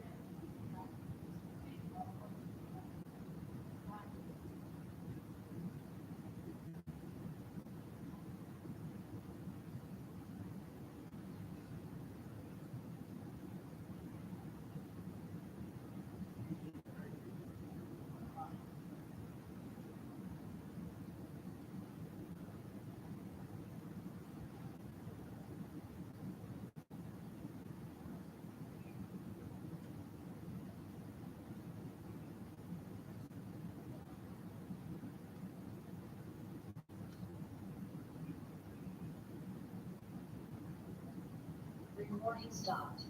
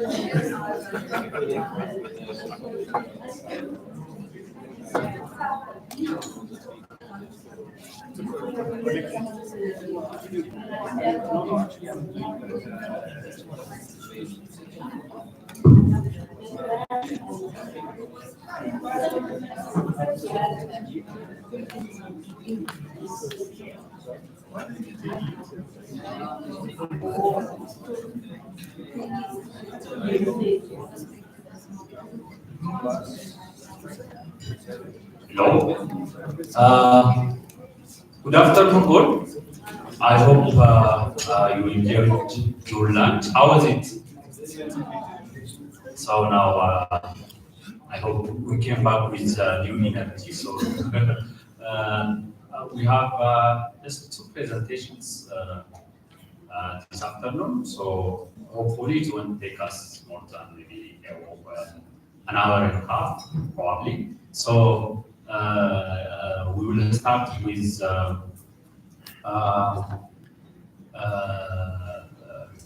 Mr. Dan Nacho's presentation on cross-cutting rights in the African Security Protocol, access to justice and legal capacity. So we'll take us through these issues, how these rights have been treated under the African Security Protocol and other issues.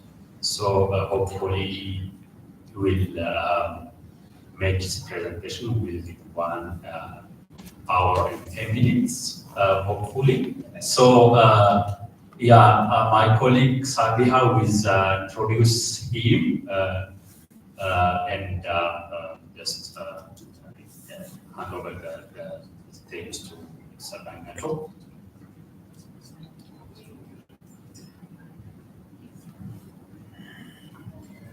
Hi everyone, welcome back from lunch.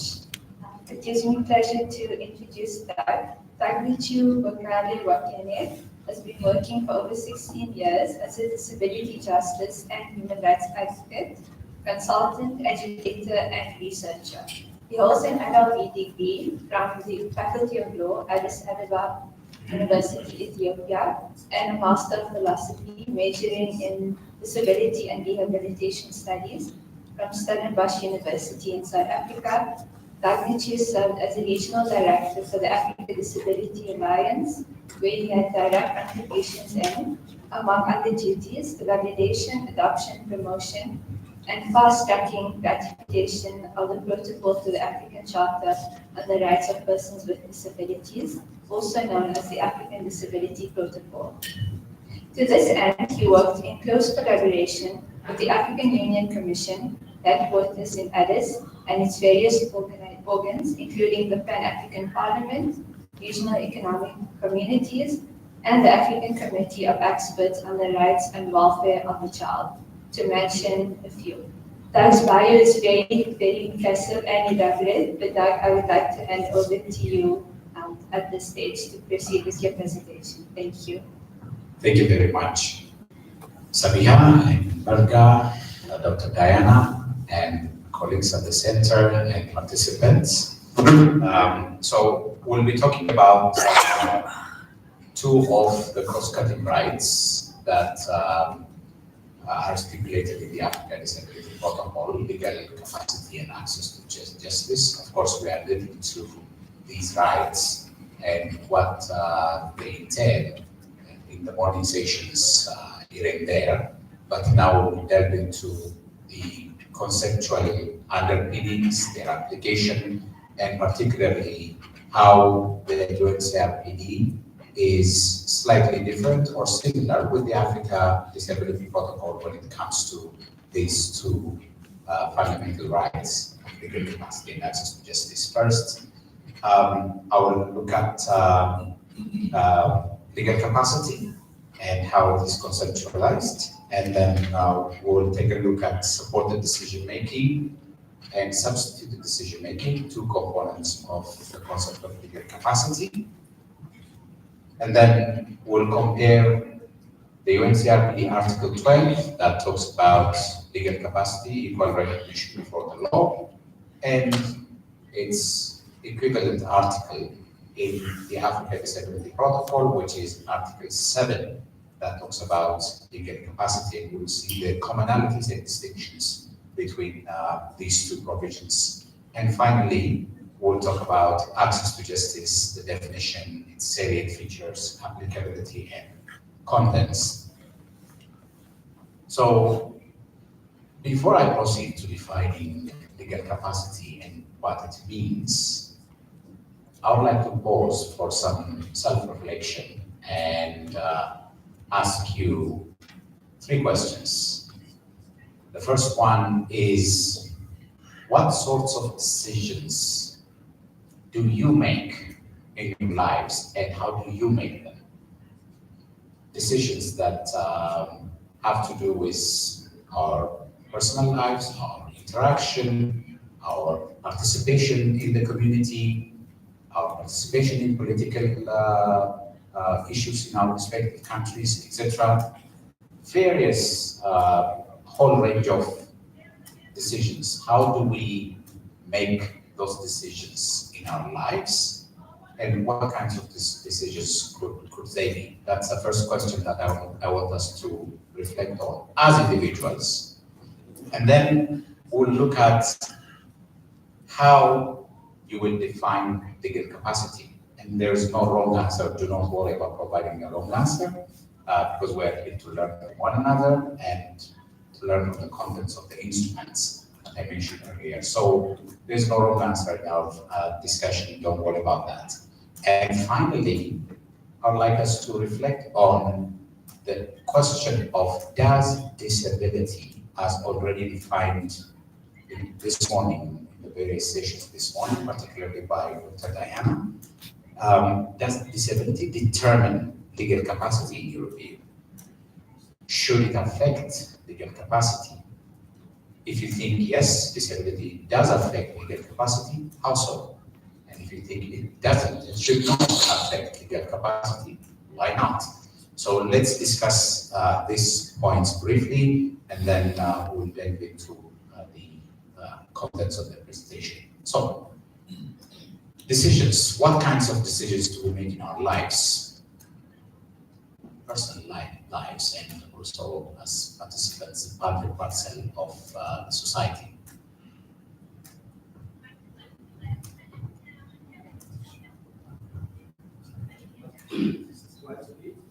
Yes, sir. Please.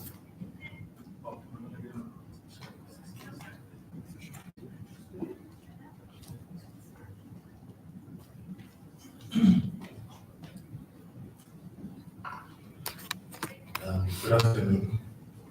I certainly don't think that disability determines legal capacity, but I believe that disability affects legal capacity, especially the capacity part of legal capacity.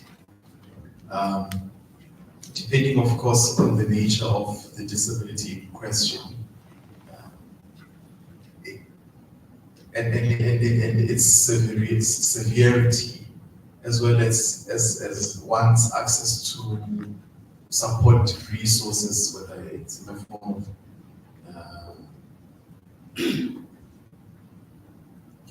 some other devices, or whether the environment lives up to the expectations of universal design. The exercise of one's capacity is then frustrated or improved or even enhanced by access to these sort of resources, or by the inability to have access to these resources.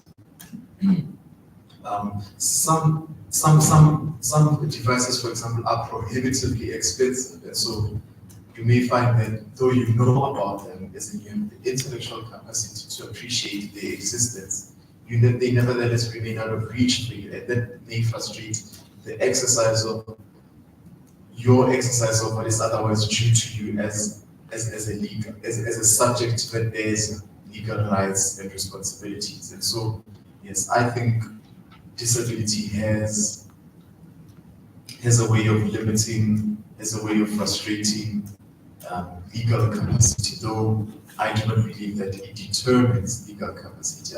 My understanding is legal capacity just accrues to you, and if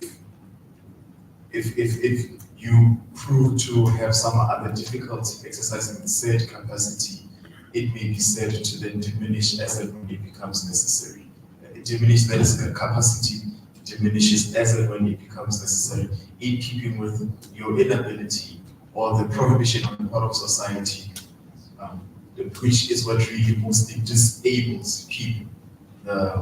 What society does or does not do, for the most part, accounts for what disables or enables people to enjoy various other entitlements and privileges. And so, yes, disability interacts with capacity, but not so much to determine, but rather to limit.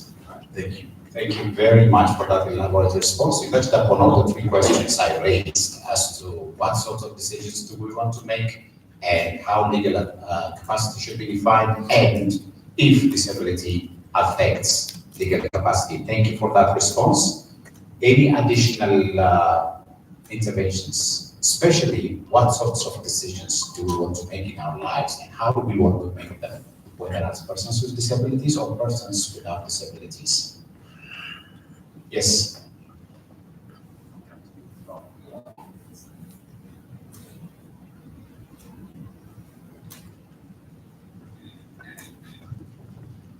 Afternoon. Okay, so we all make good decisions. We try as much as we can to make very good decisions because we have plans. We have things that we want to achieve in our lives. For example, whatever we're doing here, we're thinking of the years ahead. And from the experience or from what we've done in the past, we make sure that we learn from there. Wherever possible, we improve and make a very good plan. But sometimes we make some decisions based on influences or other issues around us. So much as we like do or we make very good decisions, but there are also times where we don't make that good decision or don't make very good decisions. Thank you so much. Prof?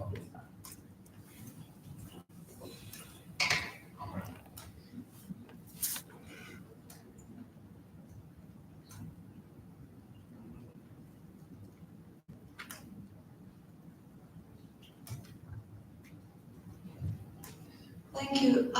In my case, I would say that there are some decisions that I make on my own, whether they're good decisions or bad decisions, as you've pointed out.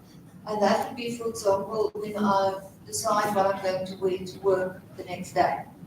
There are some other decisions that I would not make without some kind of guidance or support in terms of what my decision should be. Let's say that we have a formal work event, such as a dinner.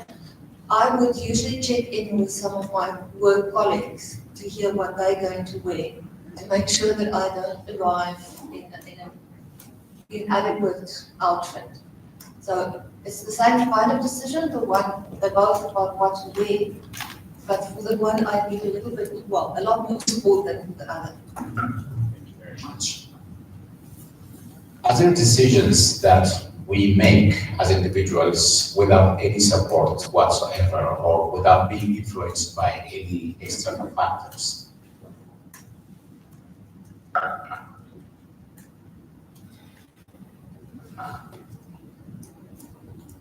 Or as mentioned this morning, is it the characteristic feature of every human being that we exist with others? Because of others that we interact with others, or do you not necessarily agree with that?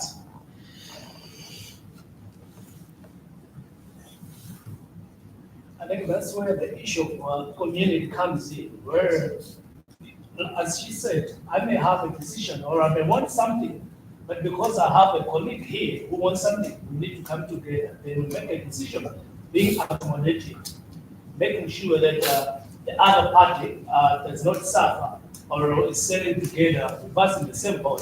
So some decisions are made like collectively.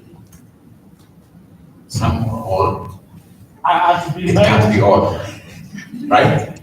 Okay, because putting it like in two, one could be individual, but when we like looking at it from it's a team or a community, it has to be collective.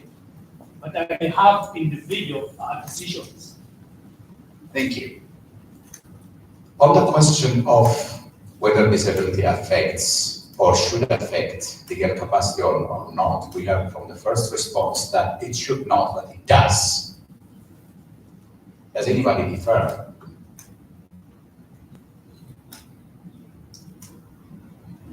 Yes.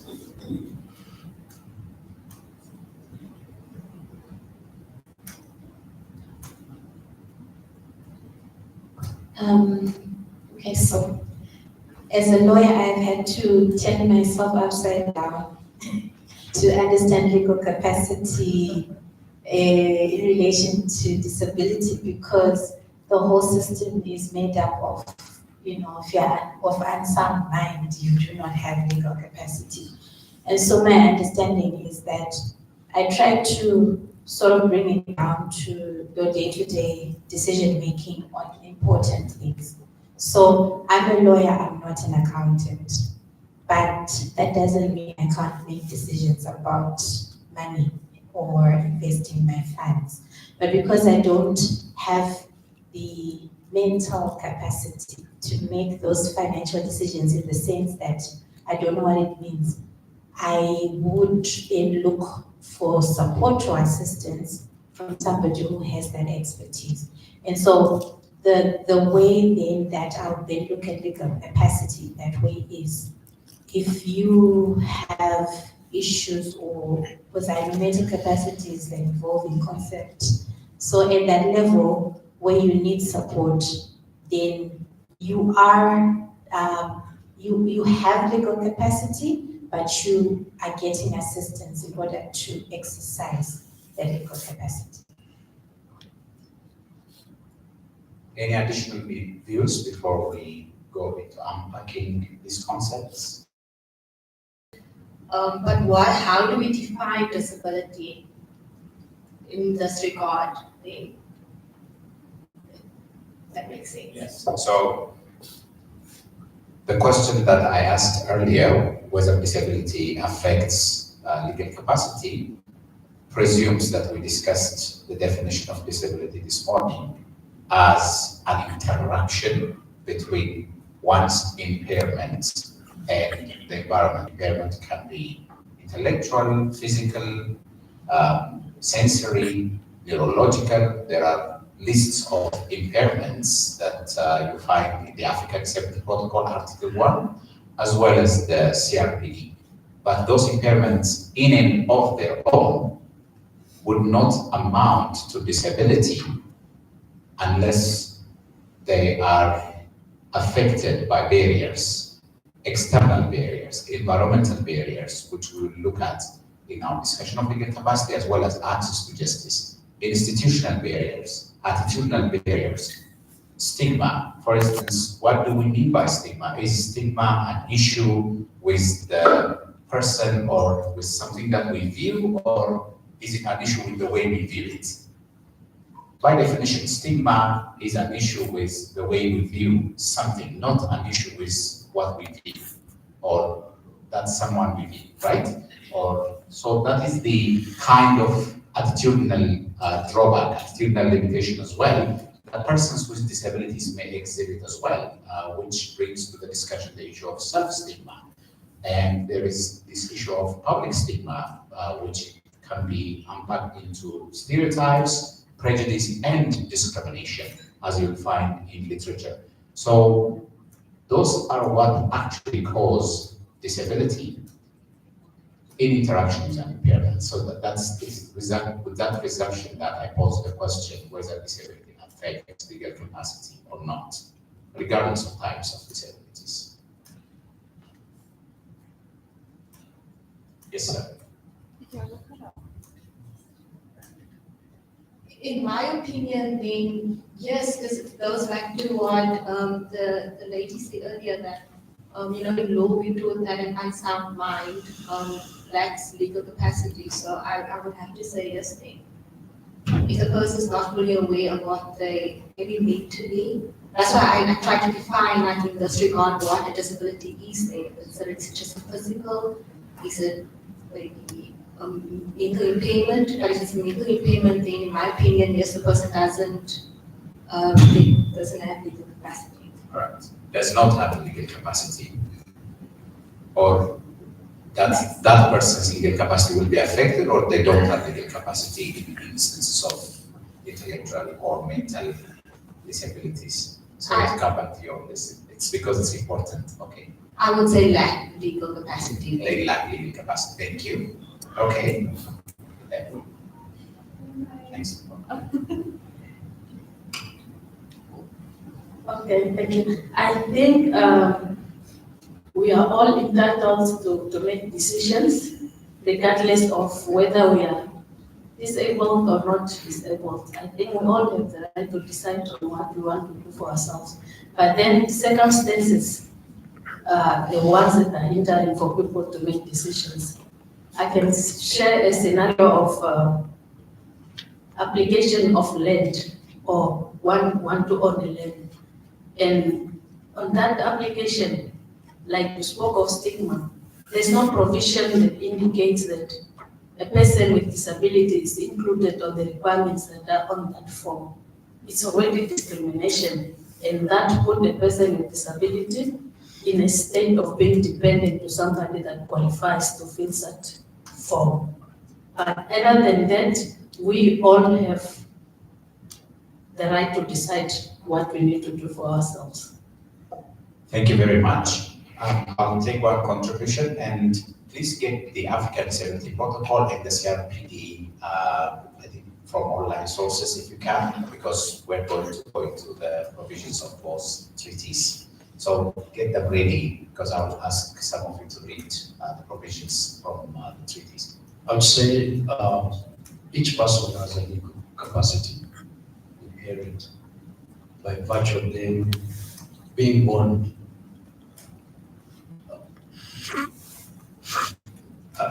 As simple as that. Of course, there are many other nuances that tend to take away that legal capacity, like you've clearly defined or elaborated. But each person has legal capacity. Let's proceed in the interest of time. So the very essence, just like as was mentioned in the last response, and as some of you mentioned as well, the very essence of personhood and one's rights as a human being cannot be properly defined without first unpacking and understanding the basics of legal capacity. Everyone, and that is everyone, has legal capacity on an equal basis with others in all areas of life, regardless of their disabilities or abilities. What does this mean? We'll unpack it further, but that is point number one. Everyone, regardless of their abilities or disabilities, have legal capacities.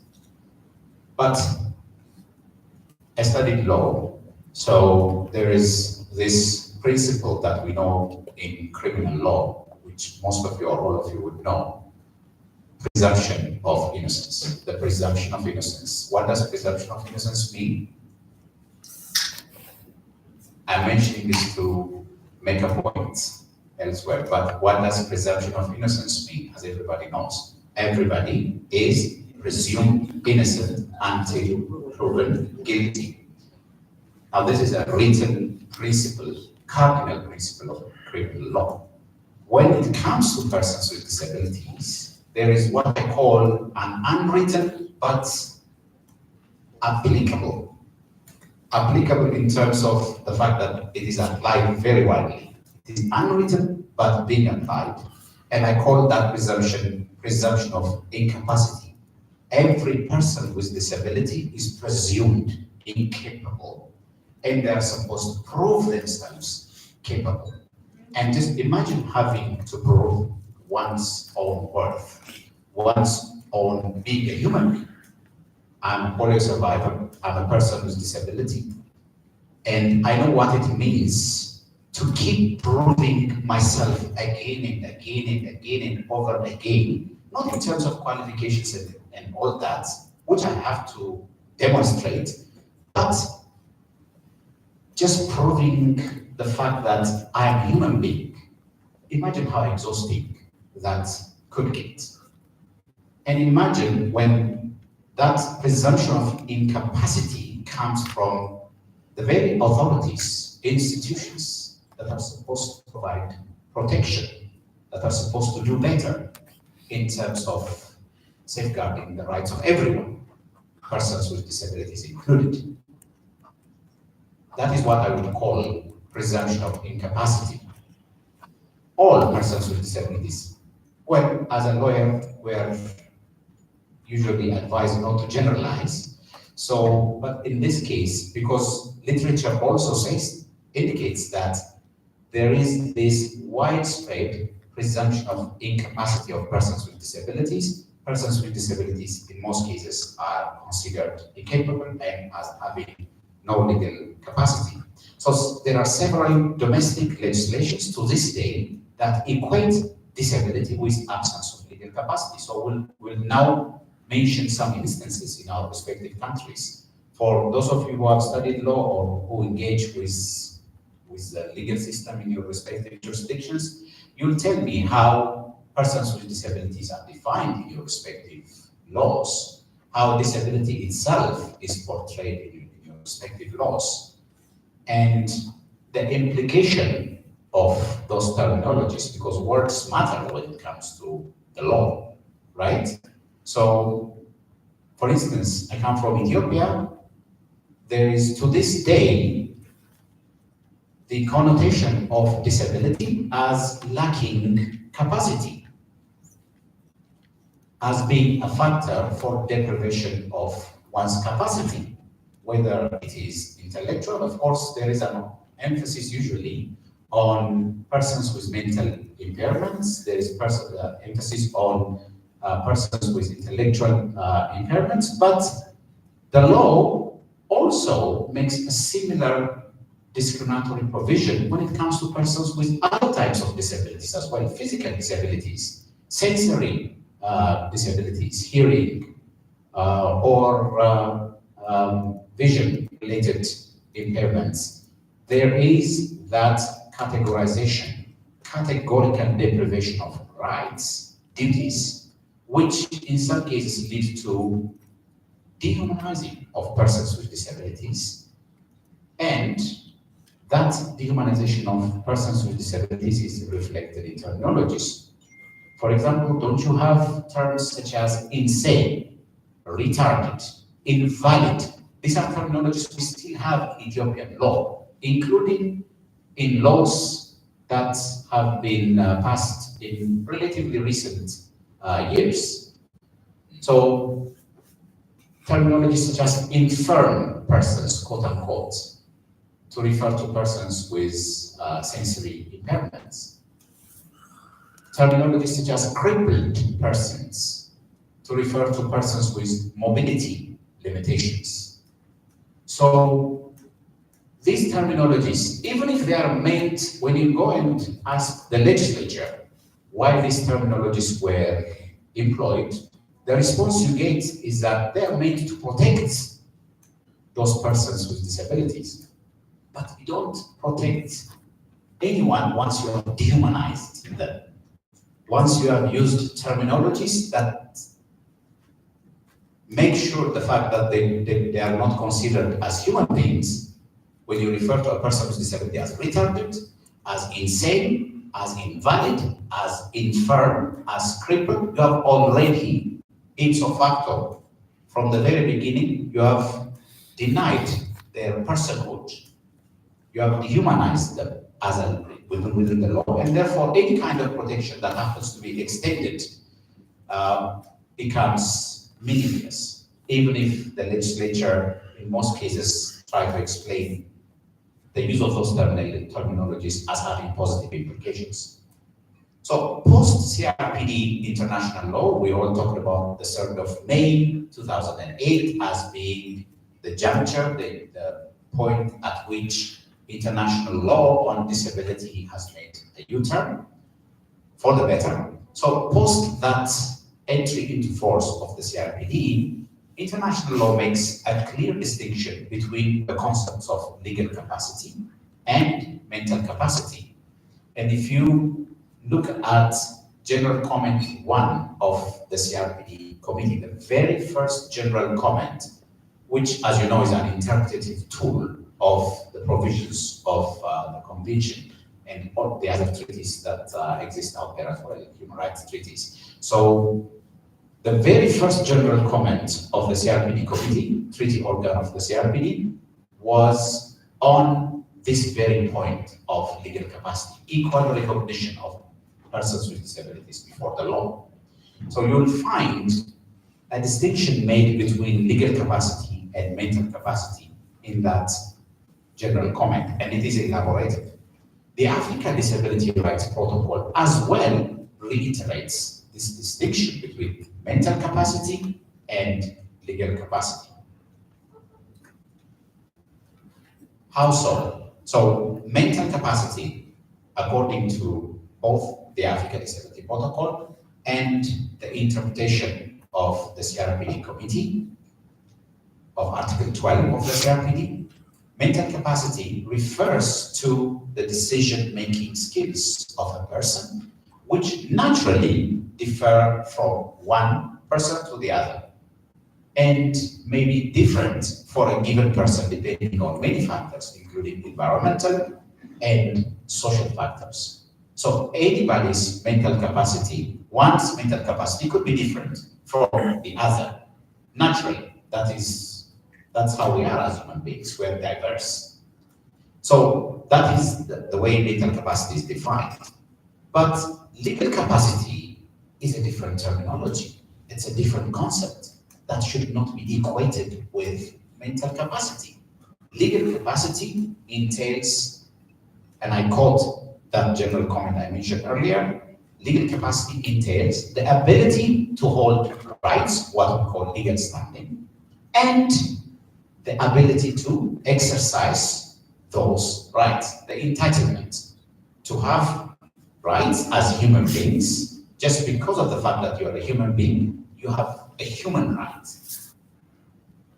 And that is legal standing. And then that human right, or those human rights, become meaningful when they're what? When they're exercised. The ability to exercise those rights is what is referred to as legal agency. So legal capacity is a combination of legal standing and legal agency, and it should not be equated as meaning mental capacity. And then that brings us to another point related, interwoven with defining legal capacity, which was slightly touched upon this morning. And that is the two regimes, as we call them, regimes in the application of the concept of legal capacity. Supported decision-making as a concept and substituted decision-making as a concept. So as is the case with the distinction between legal capacity and mental capacity, current international disability rights standards, normative standards, not only make a pivotal distinction between supported decision-making and substituted decision-making, but they outlaw the latter. They ban disability as supported, substituted decision-making, especially substituted decision-making on the basis of disability. So even in instances of supported decision-making, there is a requirement that states put in place what are called safeguards, and we'll unpack those safeguards shortly. Safeguards that should be put in place so as to carry out the duty to protect, respect, fulfill, and promote the rights of persons with disabilities against exploitation, abuse, and violence, be it direct or indirect violence. So not only is substituted decision-making banned, but even supported decision-making should be implemented within certain parameters, not as a categorical measure. It has its own specific ways of application, and that is also clearly stated in the treaties. So if anybody has a CRPD already at hand, the Convention on the Rights of Persons with Disabilities, I would like you to read Article 12, which is quite a long article, but we need to look into the contents of that in order to further unpack legal capacity and also support decision-making. So who has the CRPD, Article 12, ready?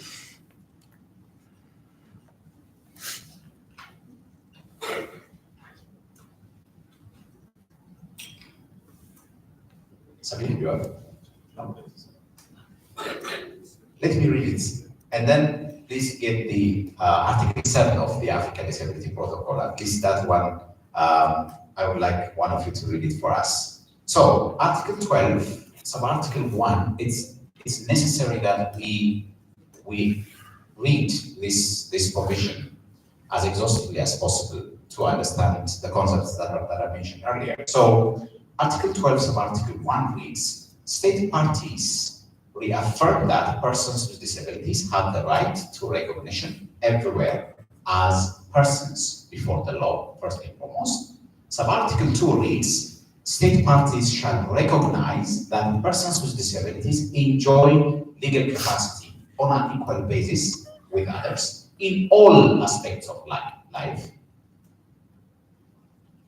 Sub-Article 3 reads, state parties shall take appropriate measures to provide access by persons with disabilities to the support they may require in exercising legal capacity.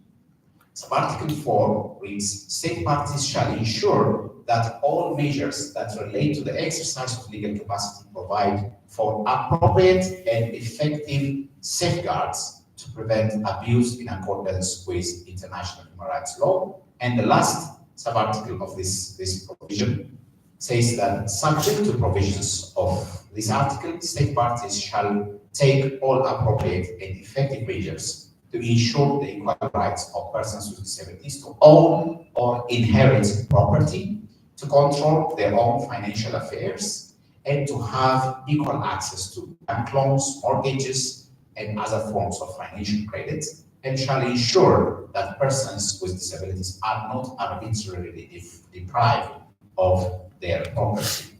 This is how the CRPD reads. Can someone now read Article 7 of the African Disability Protocol for me, and then we'll see how the two provisions. The similarities are obvious, but there are also some differences between the two provisions, and I would like you to point out the differences between these two provisions. Article 7 of the CRPD. African Disability Protocol, sorry.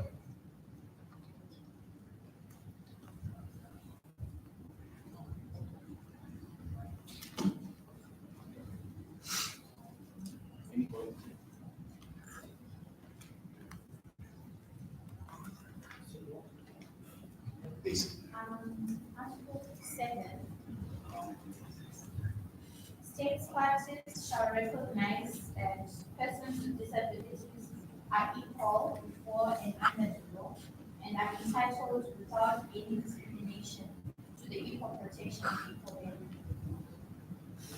States parties shall take all appropriate effective measures to ensure that persons with disabilities enjoy legal capacity on an equal basis with others in all aspects of life. Non-state actors and other individuals do not violate the right to exercise legal capacity of persons with disabilities. Persons with disabilities are provided with effective legal protection and support they may require in enjoying their legal capacity, consistent with their rights, will, and specific needs. Appropriate and effective safeguards are put in place to protect persons with disabilities from abuses that may result from measures that relate to the enjoyment of their legal capacity. Policies and laws which have the purpose or effect of limiting or restricting the enjoyment of legal capacity by persons with disabilities are reviewed or persons with disabilities have the equal right to all documents of identity and other documents that may enable them to exercise their rights to legal capacity. Persons with disabilities have the equal right to own or inherit property and are not arbitrarily dispossessed of their property. Persons with disabilities have equal rights to control their own financial affairs and to have equal access to bank loans, mortgages, and other forms of financial affairs. Thank you so much. So, if anybody has noticed any difference between the two provisions, the similarities are very obvious, they're evident, and the two provisions are, even in the wordings, are similar, but there are differences. Let's take a look at the commonalities first between Article 7 of the African Disability Protocol and Article 12 of the CRPD. Number one, they both outlaw substituted decision making. There is no question about that. They categorically outlaw, they ban substituted decision making. They also enunciate, both provisions enunciate the pillar principles of enshrined in both instruments the pillar principles of standards of current international disability rights law, which are enshrined under Article 3 of both treaties. Both in the CRPD and ADP, you'll find the general principles in Article 3. And these general principles, cross-cutting general principles, are the principle of dignity, autonomy or choice, non-discrimination and equality, participation, inclusion and accessibility, respect for difference. These principles are all enunciated both under Article 12 and Article 7 of the two treaties that talk about legal capacity. And they also, both treaties also signify the shift from a medicalized perspective approach, or what we call medical model of disability, that emphasizes that disability is a medical aspect or an individualized aspect. So when you think of disability as sickness, illness, etc., that is basically individualizing disability. But we already mentioned this morning, as well as in the discussion this afternoon, that disability is fundamentally a social construct. So that is signified in both Article 12 and Article 7 of the CRPD and the African Disability Protocol, respectively. The other commonality, the other similarity between the two provisions is that they are interwoven with various other provisions stipulated in the treaties. For example, the right to life. So if we say that legal capacity is the definition of one's personhood, one's being human, then that means it is something that affects their life. So, or the lives of persons with disabilities. So the right to life is related to the issue of legal capacity. And you'll find the right to life stipulated under Article 10 of the CRPD and Article 8 of the ADP. So equality before the law, accessibility, access to justice, right to liberty, security of person, which is fundamental in the case of disability rights. There is disability-based deprivation of liberty and security. That is, I hope, a topic that will someday be discussed in greater detail in sessions like this. So the right to live in the community and choose place of residence, where and with whom to live, freedom from exploitation, violence and abuse, informed consent, particularly as enshrined under the right to health, Article 25 and Article 17 of the CRPD and ADP, respectively. Habilitation, rehabilitation, here too, autonomy, independent living, and full inclusion of persons with disabilities. So the issue of legal capacity is related to all these articles, which is why it's called a cross-cutting topic, a cross-cutting theme. And the UN Special Rapporteur on Disability in 2018, when the African Disability Protocol was adopted, said that this protocol builds on the convention, for example, by explicitly recognizing people's rights to exercise legal capacity and by providing protection against any interference with such capacity. But the two provisions are not altogether similar. There are some differences as well. So the African Disability Protocol, having evolved 10 years after the CRPD, as was mentioned this morning, it has taken what I would call a latecomer's advantage. It built on some of the gaps of the CRPD, and also the very reason we needed the African Disability Protocol is because of contextual nuances that needed to be enunciated from an African perspective.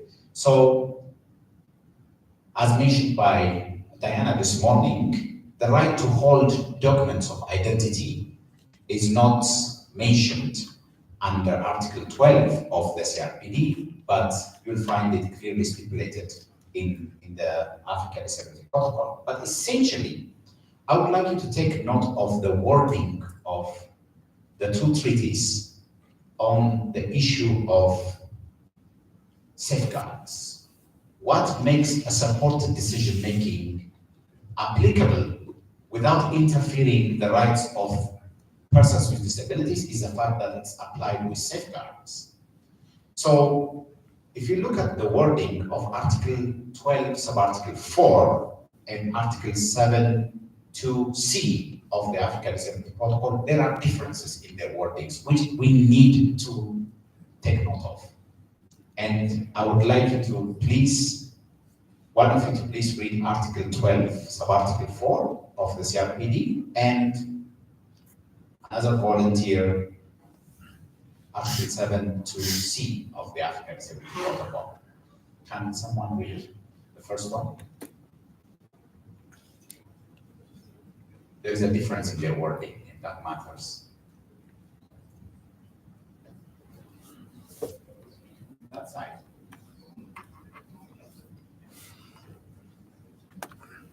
Yes.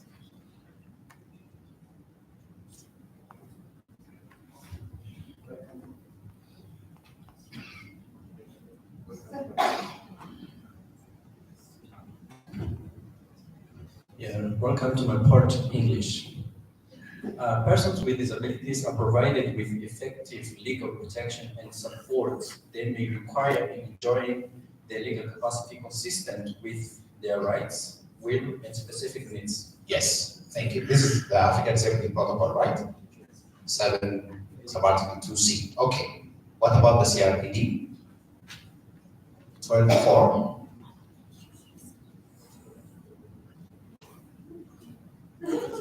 Yes. Okay. State parties shall ensure that all measures that relate to the exercise of their legal capacity provide for appropriate and effective safeguards to prevent abuse in accordance with international human rights law. Such safeguards shall ensure that measures relating to the exercise of legal capacity respect the rights, will, preferences, and of the person. Yes. Are free of conflict of interest and undue influence, are proportional and tailored to their person circumstances, apply for the shortest time possible, and are subject to regular review by a competent, independent, and impartial authority or judicial body. The safeguards shall be proportional to the degree to which such measures affect the person's rights and interests. Okay, so we indicated earlier that the CRPD outlaws, both the CRPD and the ADP outlaw supported substituted decision-making, and the application of supported decision-making should be provided with some safeguards. But the wording of the CRPD says that these safeguards should be applied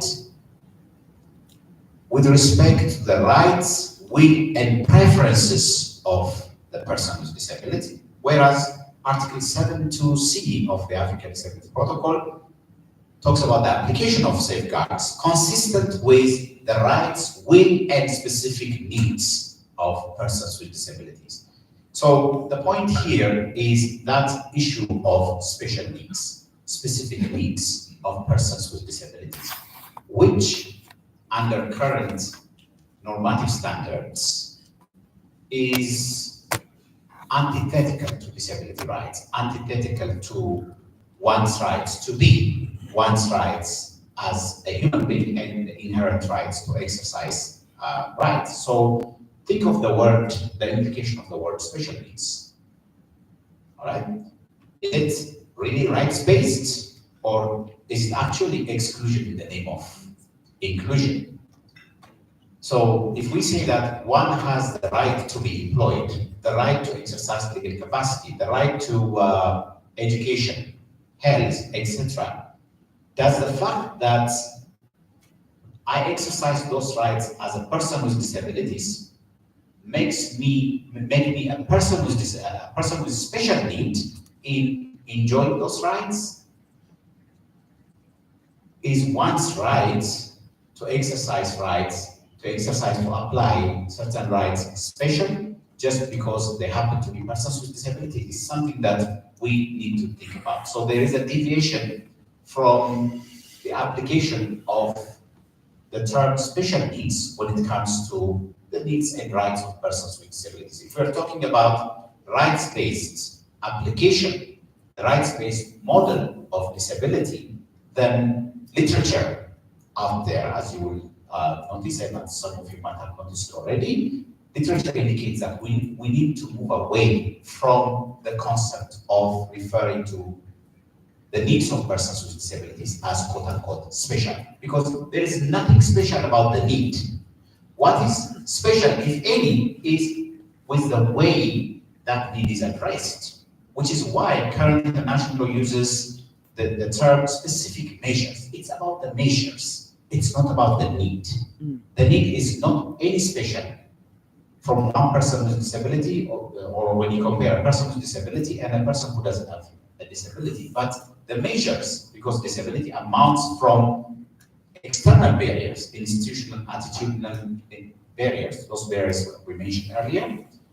There is nothing special about the need, but the measures could be and should be specific. So the Africa Disability Protocol, having come 10 years after the CRPD, seems to enunciate our principle of community living, but also at the expense of considering some needs of persons with disabilities as special. So there is that distinction in the wording of the two provisions, which matters when it comes to disability. Miriam, and then here. Yes.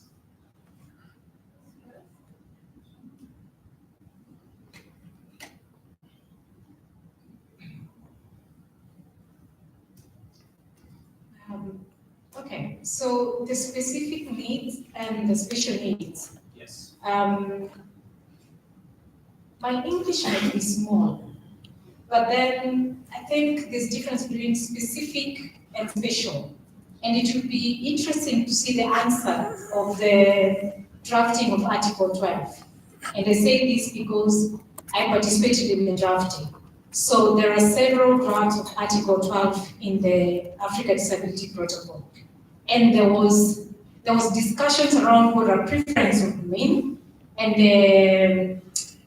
how that would be interpreted in our context and what specific mean. And I want to give an example. Yes. So for instance, under Article 25 of the CRPD, when the Committee on the Rights of Persons with Disabilities is giving recommendations, it says that when providing health services, ensure that you provide specific, services that are very specific to the needs of persons with disabilities. It doesn't mean special needs. It means specific needs. So for instance, if you need assistive devices, you will need that because of their impairment. But it has to be included in the universal healthcare coverage package at national level. So I think it would be very important that we go back to the several drafts that we had for Article 12 to really understand whether specific needs equals to special needs, or it was a way of breaking down what a preference would look like. So what do you want? So you as a person with disability, what do you want when it comes to support? So in my understanding, in that conversation around drafting of Article 7, there was that conversation around what do you want? What do you want as a kind of support as a person with disability? And the issue of will and preference is what do you want as a person with disability? What kind of support do you want? As opposed to what other person thinks is right for you. So I think it would be interesting if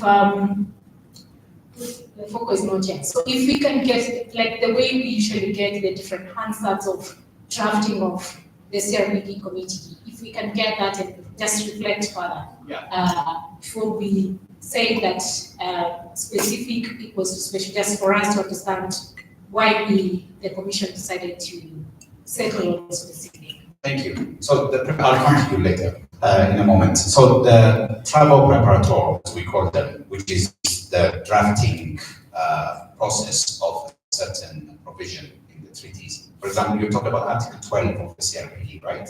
So the emphasis and the move away from any terminology of needs, if we're talking about the measure, just like you asked me, if that particular measure is about a specific I would need based on my disability, it could be based on my preferences, etc., then that is a specific measure provided to address the limitation that I happen to have. In my case, mobility limitation, for example. So it is the measure, the focus is on the measure when it comes to that sort of approach. But if we already refer to the need itself as special or even specific, the need itself as specific, then that is more of segregative than inclusive, which is why the preparation documents have avoided the rights in their description of Article 12. When they talked about the right, will, and preferences, they avoided the terminology of specific needs, because if the focus is on the needs, then we'll be shying away from the measures that has to be provided and be focusing on the limitations instead. And that would signify, enunciate the special needs approach than an inclusive approach based on one's rights. Yes. Hi, I'm still unclear on the reason you find it either undesirable or unsustainable, the use of. Okay, I have an issue with special needs. For example, in South Africa especially, they like to talk about special needs schools. There's nothing special about a school, but a school may offer a specialized service to a particular learner or a learner who presents some other form of disability. I sort of understand that, but I don't understand how that undermines the respect for the right, because rights generally just paint in very broad strokes, and rights by themselves aren't quite. I don't find them always the most reliable of things. For example, somebody could say, you have right to access information or access to information. But in 2024, that entails having access to the computer, to the internet or Wi-Fi. But let's say you have a visual impairment, enjoying having a computer in front of you in and of itself is still not adequate, right? You must still look into getting the software, a screen reading software of sorts. I mean, I appreciate that you do get a free copy online, but let's say it weren't available. Won't the special need there then be the purchasing of the screen reading software, as opposed to undermining the right, which in terms of which you are entitled to access information or to, I don't know what. I'm just using this as an example to try and get you to elaborate a bit better for me. Isn't the need the measures that enable the enjoyment of rights, as opposed to an underhanded way of undermining the right to which you are already believed to be entitled? Please, if you could clarify that for me, thank you. Yes, I'll come back to you. So the issue is if we are focusing on the need or the measure, as reiterated earlier. So the measure that you mentioned, whether it is the software, whether it is making sure that that person has access to certain services, is about the measures. It's not about the need. There's nothing special about the need, right? So if we focus on emphasizing one's need as special and specific, then we'll move away from what actually is a disabling barrier, as an external barrier. That is where this issue of specific needs also becomes debatable, which is why we're debating it here as well. So we can emphasize and discuss on whether the use of special needs as a terminology or specific needs as a terminology is rights-based or effectively exclusive instead of inclusive. That's the question, which is why I stated it in the presentation in question mark. Is it rights-based to refer to one's needs as specific needs and to emphasize that 10 years after the CRP is coming into force? Or should we have instead been adopting that terminology used in the CRPD itself, which is a focus on one's rights, will, and preferences instead of their needs? So that's the question. It might not be conclusive. We might have our views, and I know this is a debatable issue, but that's the question that I would like us to keep in mind as we look at the differences between the two provisions. Yes. There are 3 hands up. 1 here and 1 Mine is sort of a question, since we are talking of needs and rights. I understand that if it's a need of somebody, it has to be offered freely at the right convenient time. But back home where I stay, we have people that are visually impaired and they are suffering to obtain this, I'm not good at names, the white planes. They will tell you that the process of obtaining it is long, it's costly, and it's even of poor quality. And now we are talking of a need of somebody, but it's not offered at the time that is needed. Or somebody need to obtain a wheelchair. The person is suffering, cannot move, you need a wheelchair, but you need to go through a process in order for you to obtain that. Why is it not just offered as we claim of it being a need of somebody? Still barriers, right? The barrier is still external in what we just mentioned. Costs, availability, affordability. These are all external barriers that do not necessarily emanate from that person's impairment. There's, like I said, there's nothing special about the need, but there has not been available measures to fit it to the specific requirements of that person. And in that case, that is where we deviate, we come away from the focus on one's need and instead focus on external barriers. Yes. So I just wanted to contribute to the issue of the wording, the different wording. So in my experience in trying to practice, what's that word? Bring it into force, like trying to use these provisions in court. So we supported a case in Zambia challenging the Mental Health Act, Section 4, which says that a person shall have legal capacity unless they are declared not to have mental capacity. So the challenge was that it's not in line with the CRPD because you always have legal capacity. But why for me this conversation is important is that the wording of it is going to affect how it's applied practically.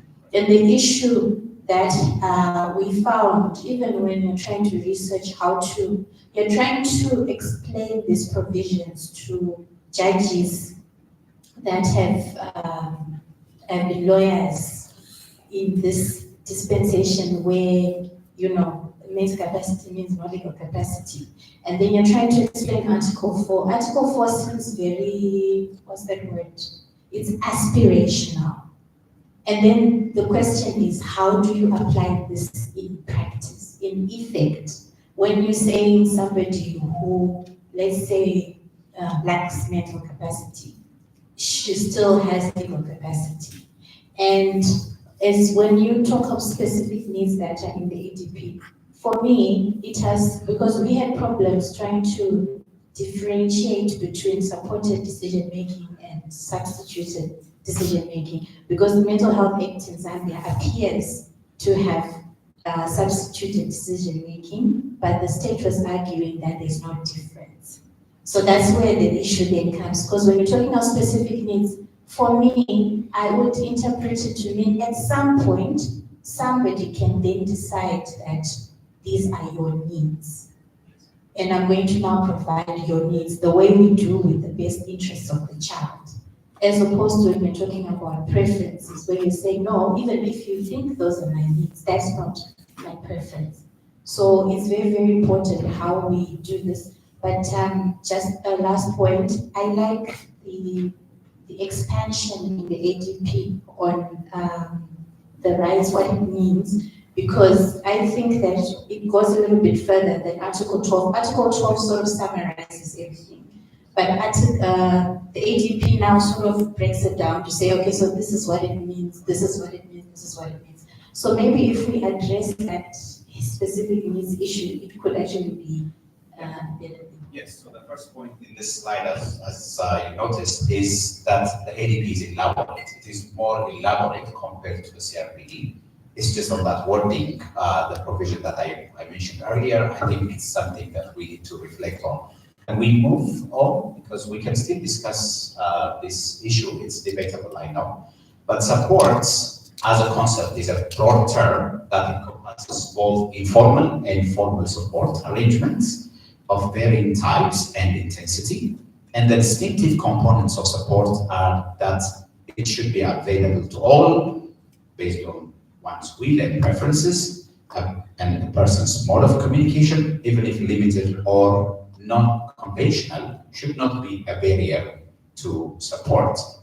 So also issues of resources, which our governments often tend to mention as a reason, I would say a pretext for not implementing the rights of persons with disabilities, should not be a barrier when it comes to implementing one's, integrating as well as implementing one's right to legal capacity. So as emphasized in both the CRPD and ADP, in addition to the debatable point we already raised earlier, the state has an obligation to facilitate the creation of support.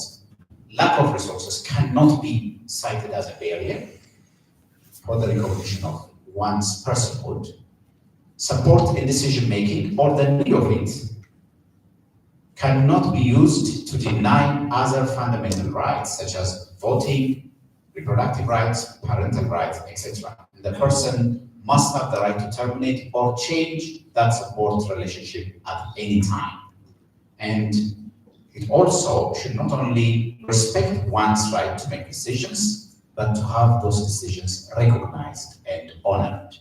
The right to make decisions is one entitlement, but also to have those rights recognized and honored is what makes, especially the exercise of those rights, legal agency meaningful.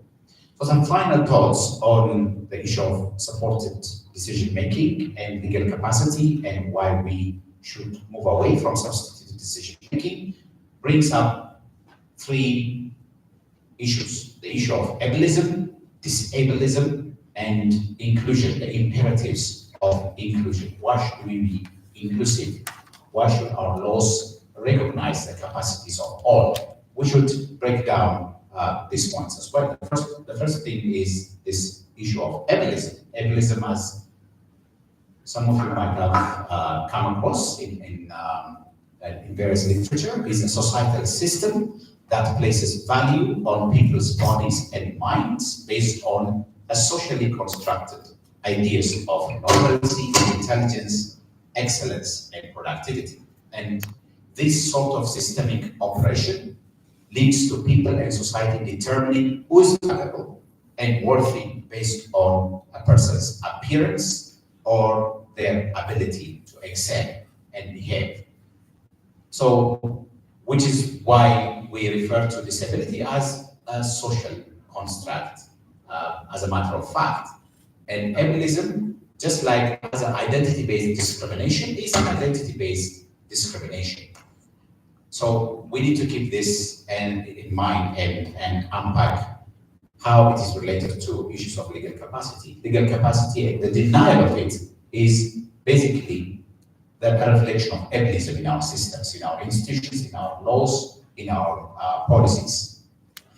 And then thinking of inclusion and its practically approach to it, we should not think of inclusion as a program or a project or something we do when resources are available, as I mentioned earlier, for example. Inclusion is fundamentally a mindset. I always would like to remind participants of trainings like this, of this point, that inclusion fundamentally is a mindset. It's not something we do because we have certain resources or we have a certain project or etc. It's something that defines us in terms of our mindset towards certain conceptualizations and certain constituencies in our society. So it's a mindset first and foremost. It is the way we treat others and the way they treat us. And fundamentally, it is an opportunity to learn together and from one another, and we do it because it is the right thing to do. So our understanding of the concept of legal capacity and how it relates to ableism also needs to reflect our understanding of the concept of inclusion. We've already discussed this last slide. If you could kindly share how legal capacity is defined and implemented in your policies, laws, and practices, I think that would help us to further elaborate. Instead of mentioning hypothetical cases, I thought it would be better to talk about practical terminologies that are adopted in your policies, legislations, and practices, and how legal capacity is conceptualized, as well as implemented in your respective jurisdictions. I think it would help to sort of practically understand the implication and application of this concept in our respective jurisdictions. So can we discuss this a little bit before I go to very briefly mentioning legal access to justice, and then we'll wrap up the session. How is legal capacity conceptualized? Yes, Namibia, Jessica, for example, we were talking about this earlier. Yes.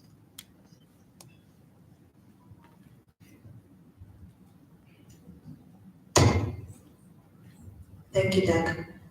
There's a lot of similarities between the Namibian and the South African legal framework generally. So the provisions of the laws tend to be similar, if not identical, especially with regard to the criminal law framework. But in particular, I wanted to so I won't really delve into that, but it's unsound mind as well generally that qualifies a person with disability from serving in any other legal capacity. But I wanted to see if you have also delved into the question of limited capacity. I've seen that it's either you have legal capacity through mental capacity or not. You need to have either or. And I've not really, I would like us to really engage in limited capacity to see in instances where it is limited, how can that also be supported in terms of the decision-making process as well. But generally in Namibia, it's also unsound mind, and that is how it's applied. But generally limited capacity is exclusionary, and I would like to get understanding in terms of why, and not just a strict exclusion in terms of not having capacity at all. Then the other issue with regard to preferences and needs, I wanted to also ask whether a preference can be deemed a right and need an entitlement. Why I ask that is that your preferences can be quite broad. It can include needs, however, needs do not necessarily include preferences. I know in the South African dispensation now, where sexual orientation is deemed as a preference in many African states, it is now deemed a right in terms of the constitution, where it's a listed ground under the Equality Clause in South Africa. Aspects such as that, something that I'm pondering on, and perhaps some of the minds here can guide me in my thinking process. Thank you, Doug. Yes, ma'am.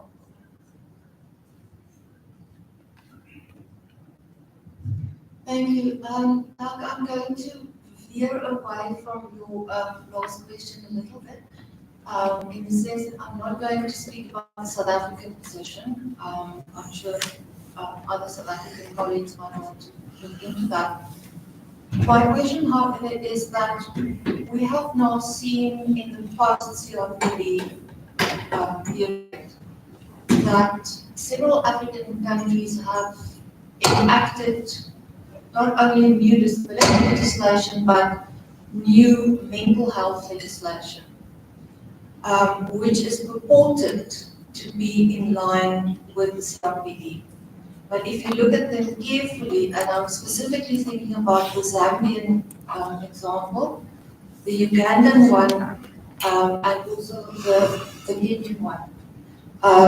And I have to just say that the Kenyan legislation is probably the best of the lot, but it's still problematic. Because all of those laws still say everybody has legal capacity, unless we say that you don't have legal capacity. And that just, it's just not what the CRPD says.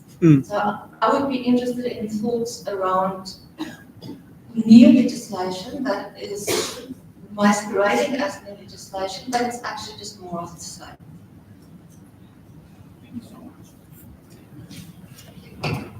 Thank you. Indeed, Kenya has a new mental health act, but on the other hand, the penal code does not support, actually not just the penal code, the other acts, for example, the family law, when it comes to issues of matrimony, inheritance, issues of mental capacity, do not support what is in the new mental health act.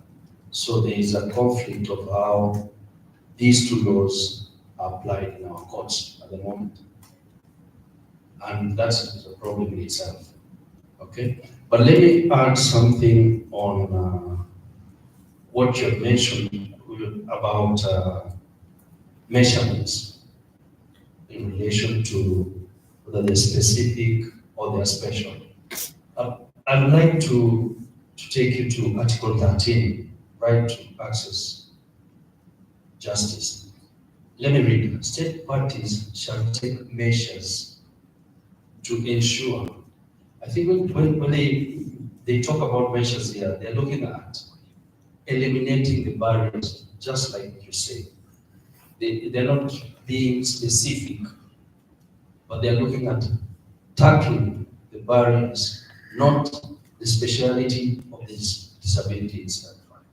Yeah, thank you.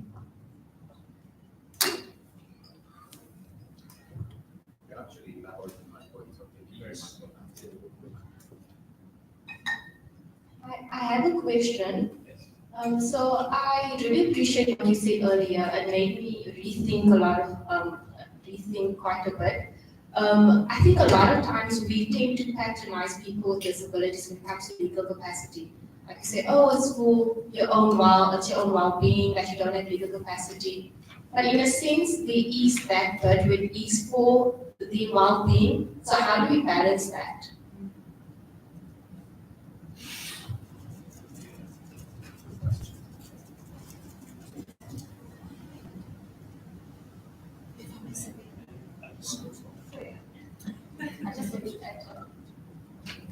Thank you to the colleague. I think I was also pondering on that way. There's a dual functioning legal capacity. It's the rights and the duties, right, of the individual. Now, there's a lot of discussion around the rights aspect and having access to enforce your rights.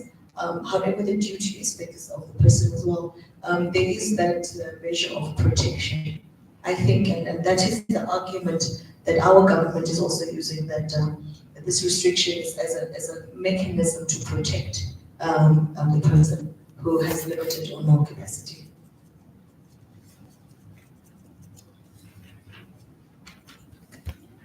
Just points a practice that is in Kenya, but it's not founded in law, especially when it comes to criminal matters that come into the courts.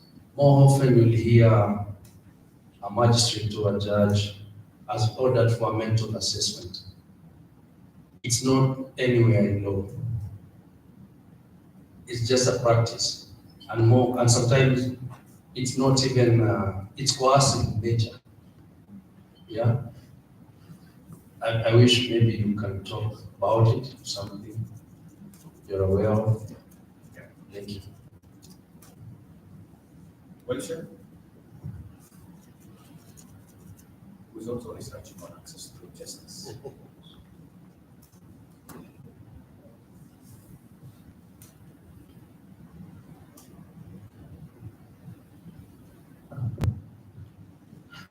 Thanks, so mine is a reflection. First, the situation of Kenya has been mentioned, so I won't dwell on it so much, but in research, of course, we've noted that it's the same. Most African countries still continue to restrict or deny legal capacity on their laws, whether it's the right to marry, to consent. So beyond the policies and framework, policies and laws, I wanted to speak about practice as well, especially with respect to access to banking. So one of the practices that we have noted, based on my personal experience, but also interaction with other people, is that financial institutions and private entities often deny persons with disabilities access to financial services, often requiring them to donate power of attorney, which means donating your rights to access banking or financial services to someone else. And I'm saying this because it literally happened to me 1 year ago, where I used to have my marital account since I've nine. And it's the same case in South Africa, countries in Asia and elsewhere. So that's a practice. A question I had for you is, there is a practice or an approach that is now currently used, followed by courts, especially apex courts, where they rely on principles for the protection of persons with mental illness. I think the UN principles, which were adopted in 1991, to support denial of legal capacity or restriction of legal capacity. Case in point, the mental health of Zambia has been challenged in court all the way up to the Supreme Court. In Kenya, there was a judge who was dismissed because of having a mental condition, a psychosocial disability. And in South Africa, there's also been a case with respect to legal capacity for persons with disabilities. But unfortunately, the Constitutional Court or Supreme Court, which are the highest courts, do not find those policies or practices to be discriminatory. And instead of relying on General Comment 1 of the CRPD, which you spoke about, rely on 1991, the UN guidelines, which are actually still on the website of the United Nations. How could that effect, so to speak, be cured?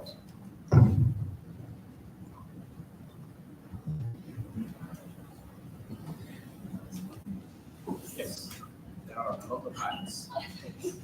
Not that we'll be responding to all of the questions, but Miriam, as the UN, could you also, as IDA, could you also address the issue of why we still have that declaration of persons with intellectual disabilities, which uses derogatory terminologies to refer to persons with intellectual disabilities? It's still there referred to. I can't. So the declaration, the instrument that Wilson just mentioned on persons with intellectual disabilities, which was issued in 1991.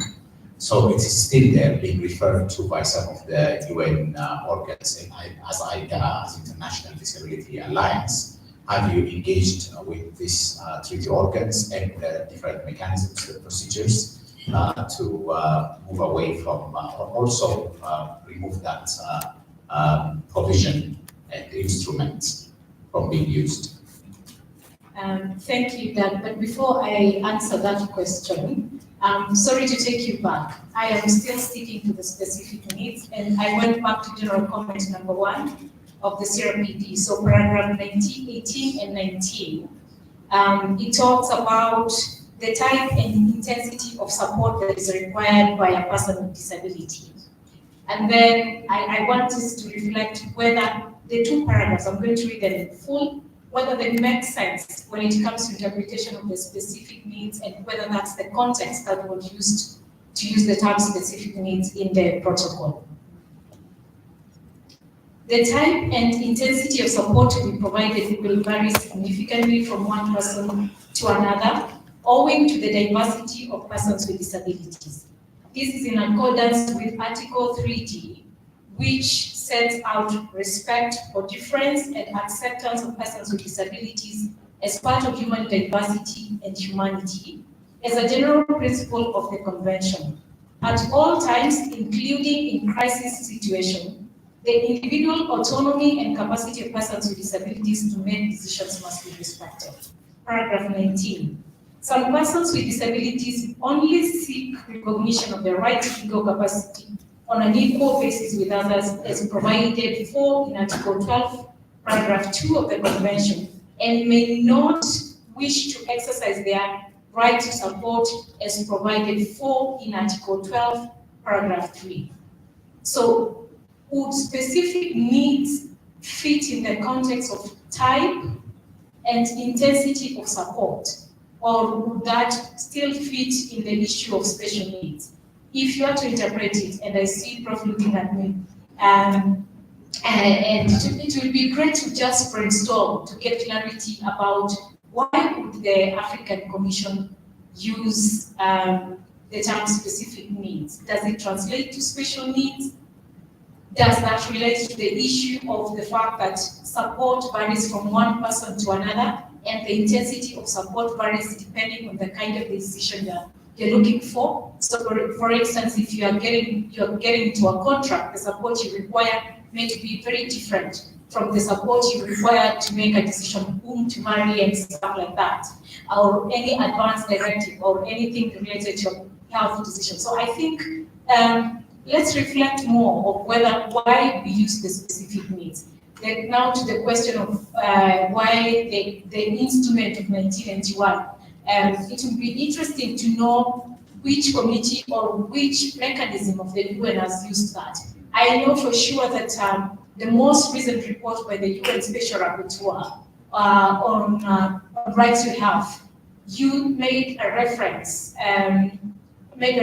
to a general comment that is already outdated, and there was a letter to the Special Rapporteur to address that, because once we identify that perhaps, and that's why contribution to the different thematic report and general comments and any instruments or guidelines that are coming from the different mechanisms is very important. So you as OPD, you as a person with disability, there's always that call for participation. You need to continually emphasize it, because not everybody has taken, and not everybody has been appointed, understands in different measures, not from the CRPD committee itself. Not everybody understands the different measures, but anything that is post prior to CRPD is outdated. The CRPD is the UN human rights instrument that guides interpretation of rights of persons with disabilities. And you see, it's the reference point for every instrument, interpretation by other mechanisms, including the other committees, including the political processes. When you see the path for the future, you see the reference that has been used is the CRPD. So it's if there is one point that has been used by someone who didn't understand, there was a gap in terms of contributing to that process, and it's always good to provide feedback. I'm not saying they are not used, but it also depends on exposure and understanding. Yes. Yeah. But in a nutshell, the CRPD is the UN standard human rights instrument, and anything prior to 2008 and 6 that is inconsistent with the CRPD does not apply. Thank you. there are still, let's remember that we're talking about a jurisprudence, a disability rights jurisprudence that is only 10 years old at best. And the African Disability Protocol has not even been interpreted in terms of general comments, views, concluding observations, etc. So this is a novel and relatively recent jurisprudence. And I would like to also mention, for example, the debate between the UN Special Rapporteur on Disability in her report in 2019, the then Special Rapporteur.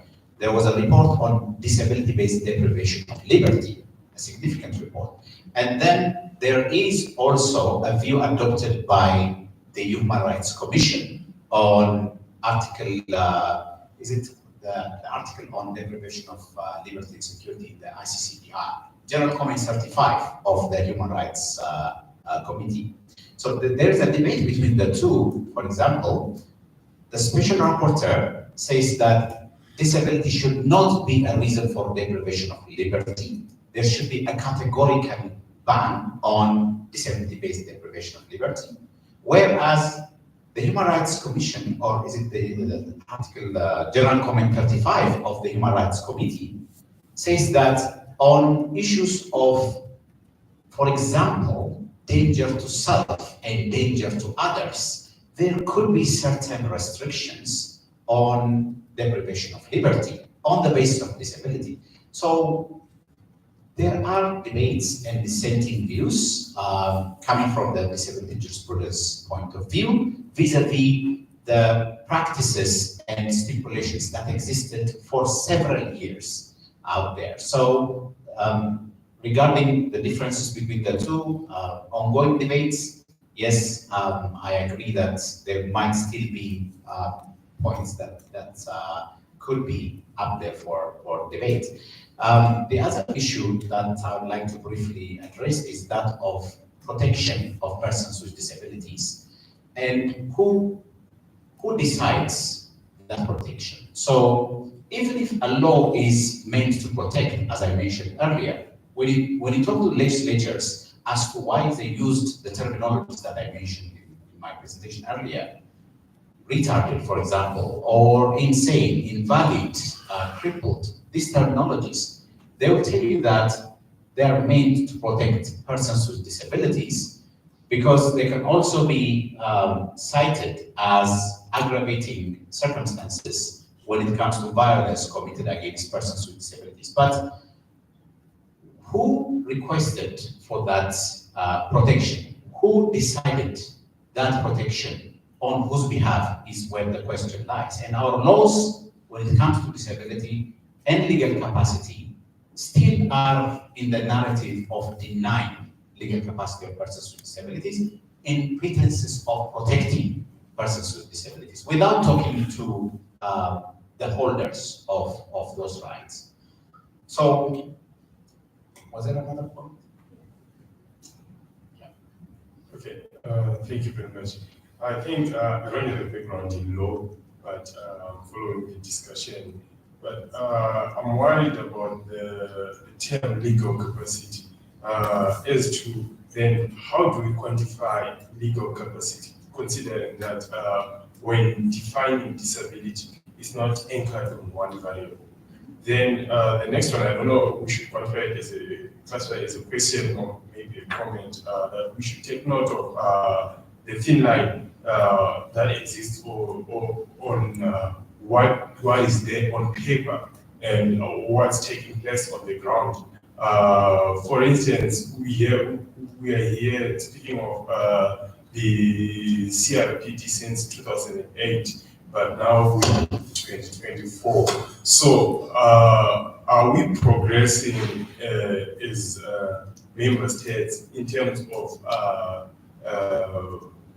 putting it into practice, or we are simply going to be having more of these discussions? Because when you look at all these rosy talk depicted on paper, but on the ground, not to mention specific cases, there is still a huge gap.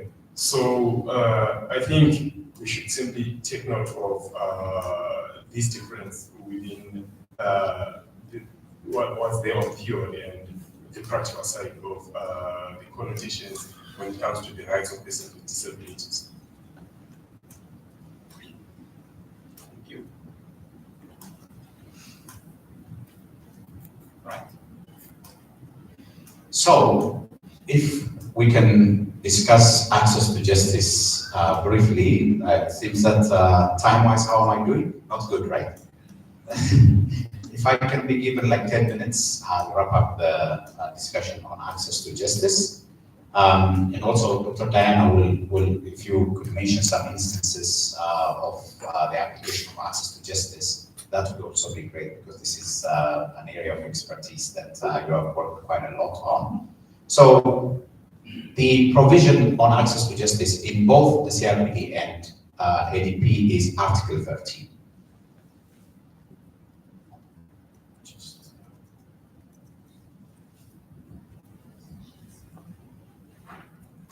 So, both Article 13 of the ADP and the CRPD talk about access to justice.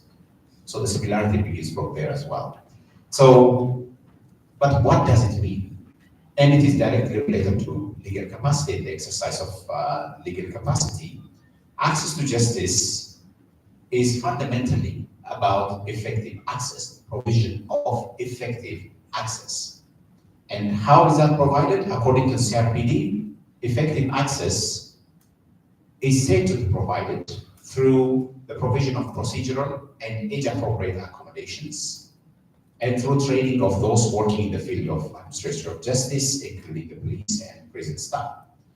And the ADP also uses a similar kind of approach in saying that access to justice is said to be there, or it entails to be applied when there is a provision of procedural, age, and gender-appropriate accommodations. So there is one additional feature that the Africa Disability Protocol adds, and that is, in addition to procedural and age-specific accommodations, there should also be gender-specific and appropriate accommodations when it comes to persons with disabilities. And that this should be done through the training of law enforcement and justice personnel. And also, the Africa Disability Protocol talks about provision of legal aid, unlike the CRPD, as constituting the provision of access to justice. And the barriers that we mentioned earlier, disability-based barriers or barriers that lead to disability-based discrimination, apply as they are to the issue of access to justice as well. The barriers could be attitudinal, environmental, structural, or systemic, embedded in our policies, laws, legislations that are still out there, even at international level, although they are not compliant with the CRPD. We still have practices and instruments that are out there that deviate from standards set by the CRPD and now the ADP. Those are structural, systemic barriers. And we have substantive and procedural legal barriers and communication-related barriers. And take note of this, the biggest barrier in disability is not the impairment. It is the impression. It is the impression that a person with disability happens to have about themselves. It is the impression, most importantly, society happens to have about persons with disabilities, and the application of those misconceptions as well. So the biggest barrier is not the fact that I am a polio survivor, but the fact of the impression that that gives to others, myself included. So not that, as I said earlier, stigma is fundamentally an issue with how one views someone or something else. It's not an issue with the latter. It's not an issue with who you view, but how you view that person. And it could be self as well as public. And when we talk about attitudinal barriers, I added this to elaborate attitudinal barriers and how they directly and indirectly affect one's access to justice, including one's tendency to go to the justice system, a person with disabilities, awareness of the justice system, as well as our tendency to go to the justice system because of existing barriers and attitudinal drawbacks. But there are two components of the notion of access to justice that we should also note, and that is the topic, the concept of reasonable accommodation and accessibility. These are both defined under General Comment 2 of the CRPD Committee.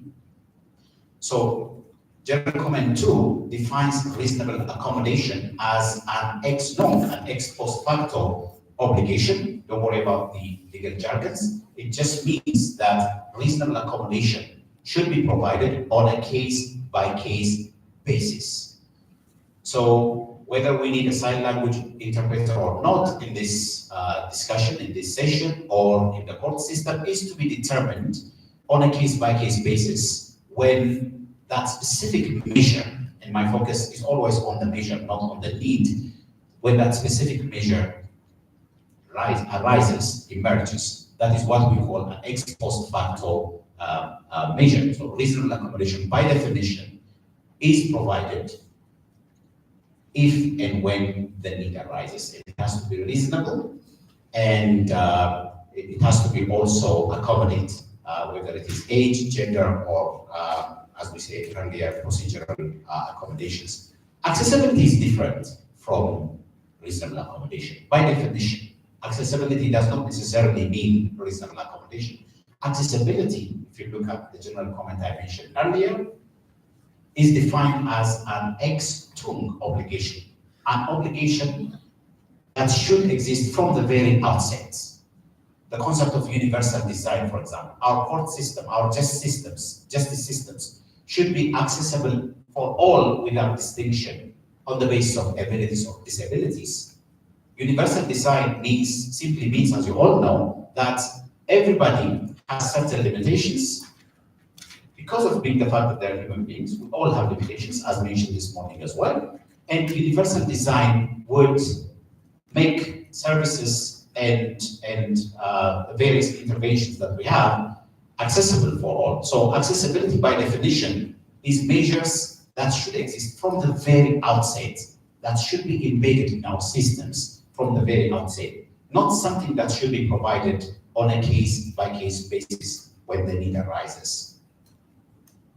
In other words, not all disabilities, as you know, are visible, can be easily identified because of the fact that I use a walking stick, or because of the fact that somebody uses a braille, or because of the fact that somebody uses a wheelchair. Some disabilities, possibly, I don't have the data, so I can't conclusively say this, but possibly the majority of disabilities are invisible. They are not seen. They can't be easily identified. Hence, the importance of emphasizing on both accessibility, measures that should be provided from the outset, and reasonable accommodation, measures that should be provided on a case-by-case basis. It is in the interest of all of us. It is in the interest of everyone, not just in the interest of persons with disabilities. In terms of purposes of accommodation, of course, they facilitate the effective role of persons with disabilities as direct participants, including as witnesses in legal proceedings, investigative or other preliminary stages. They also facilitate effective roles of persons with disabilities as participants in all legal proceedings, and accommodations are intended to enable persons with disabilities to participate in the criminal justice system on an equal basis with others. They are not intended to make the rules lenient or not diminish the principles of the criminal justice system or criminal evidence, but they are meant to make sure that all participate regardless of limitations, and they ensure the right to be heard and heard loud. So we've seen the interrelation between access to justice and legal capacity, and the fact that this is very debatable for a reason that disability rights jurisprudence is recent and new, but we always need to unpack the logic behind the points that we discussed earlier, whether it is the issue of special needs, the topic of special needs, or the topic of protecting persons with disabilities without actually talking to them and without actually identifying what their needs are and the implications of those. So if you could share any experience, maybe one or two, and then we'll wrap up, of how access to justice is at, if there are like accommodations, reasonable accommodations in your respective justice systems, the court systems, etc., whether there are directives and regulations requiring provision of, let's say, sign language in the court system, for example, or accommodations for persons with multiple impairments, persons with hearing and vision impairments, for example, or persons with hearing and intellectual impairments, for example. When you encounter multiple impairments, a person with multiple impairments, are there any accommodations in your respective justice systems that you know of? Please share that with us, and then we will conclude. Any lawyer in the room? Yes.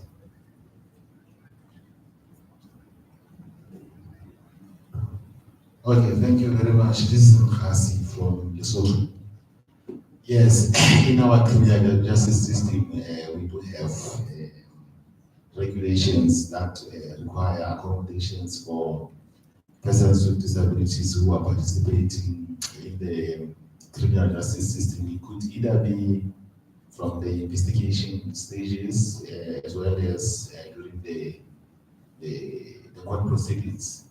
So what happens is that we have the Disability Act, which require the Chief Justice to draft the rules that will enable persons with disabilities to participate in the court processes, because it was realized before the law was enacted that there were barriers that were hindering people with disabilities from participating.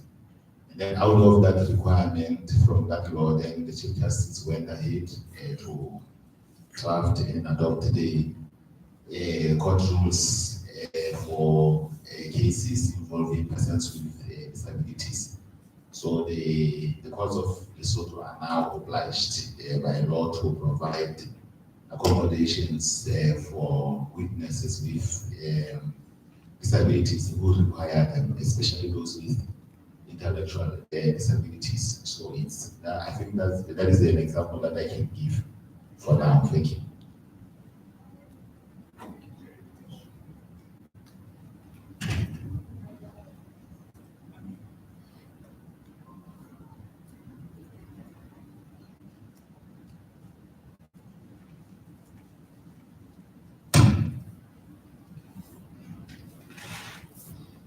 Thank you. In Namibia, there are no special specific provisions because there's no provision except the UNCPD, the ratification that speaks to access to justice for persons with disabilities. However, through the constitutional right to free trial, there are certain measures, and the colleague formally stated, certain rules that are put in place to ensure that the rights of the victim or the offender are protected in the process. One of them is that there's always an interpreter available should it be necessary. For those that are both deaf-dumb, there's provision for in-camera trials due to the sensitivity in most cases of those trials as well. So there are special provisions, but it's not legally required by the court system.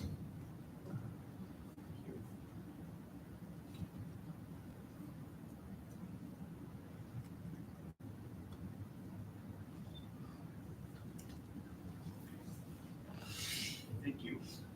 We are from Lesotho and Namibia. Any points from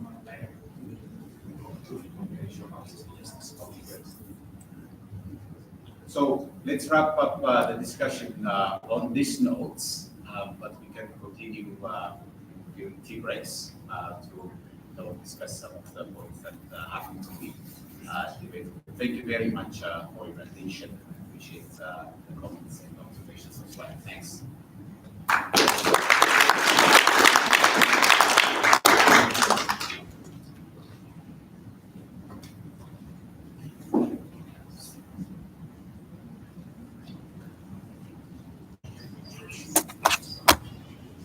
This is the last one. Okay, thank you so much, Danato. That was very interesting and, a hot discussion and presentation. So I hope we'll keep on that kind of discussions.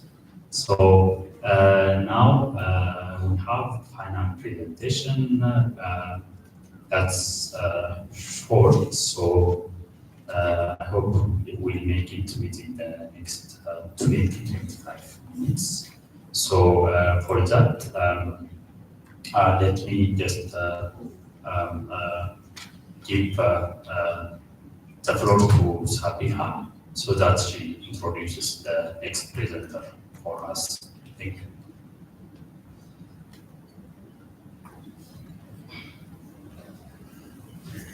Thank you, Marga.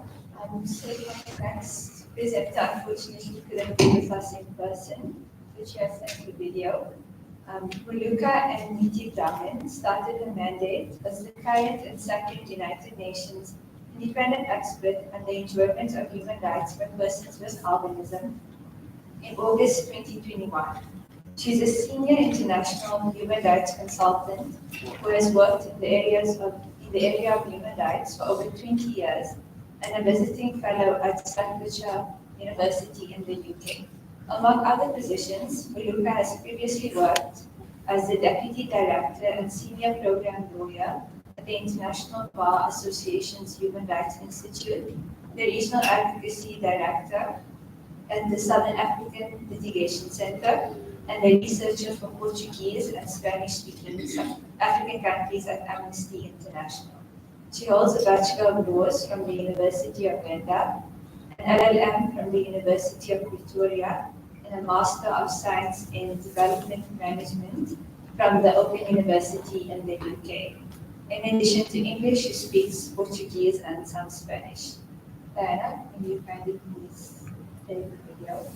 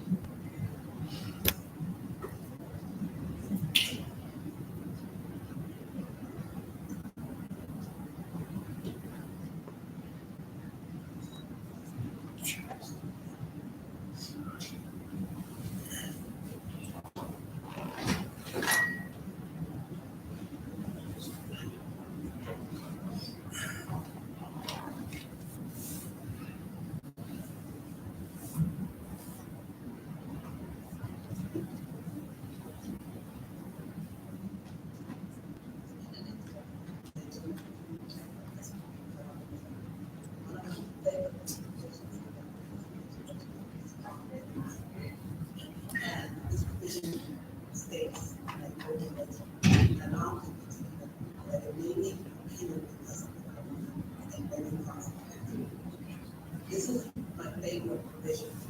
It specifically recognizes personal development as personal development, all of the framework of the Administrative Protocol, and that they are entitled to protection.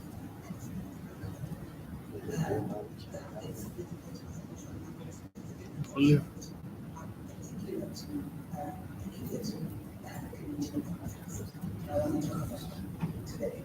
At least one. What I want to show you something that have come up with people around the world in the past 40 years. Just less than arrested time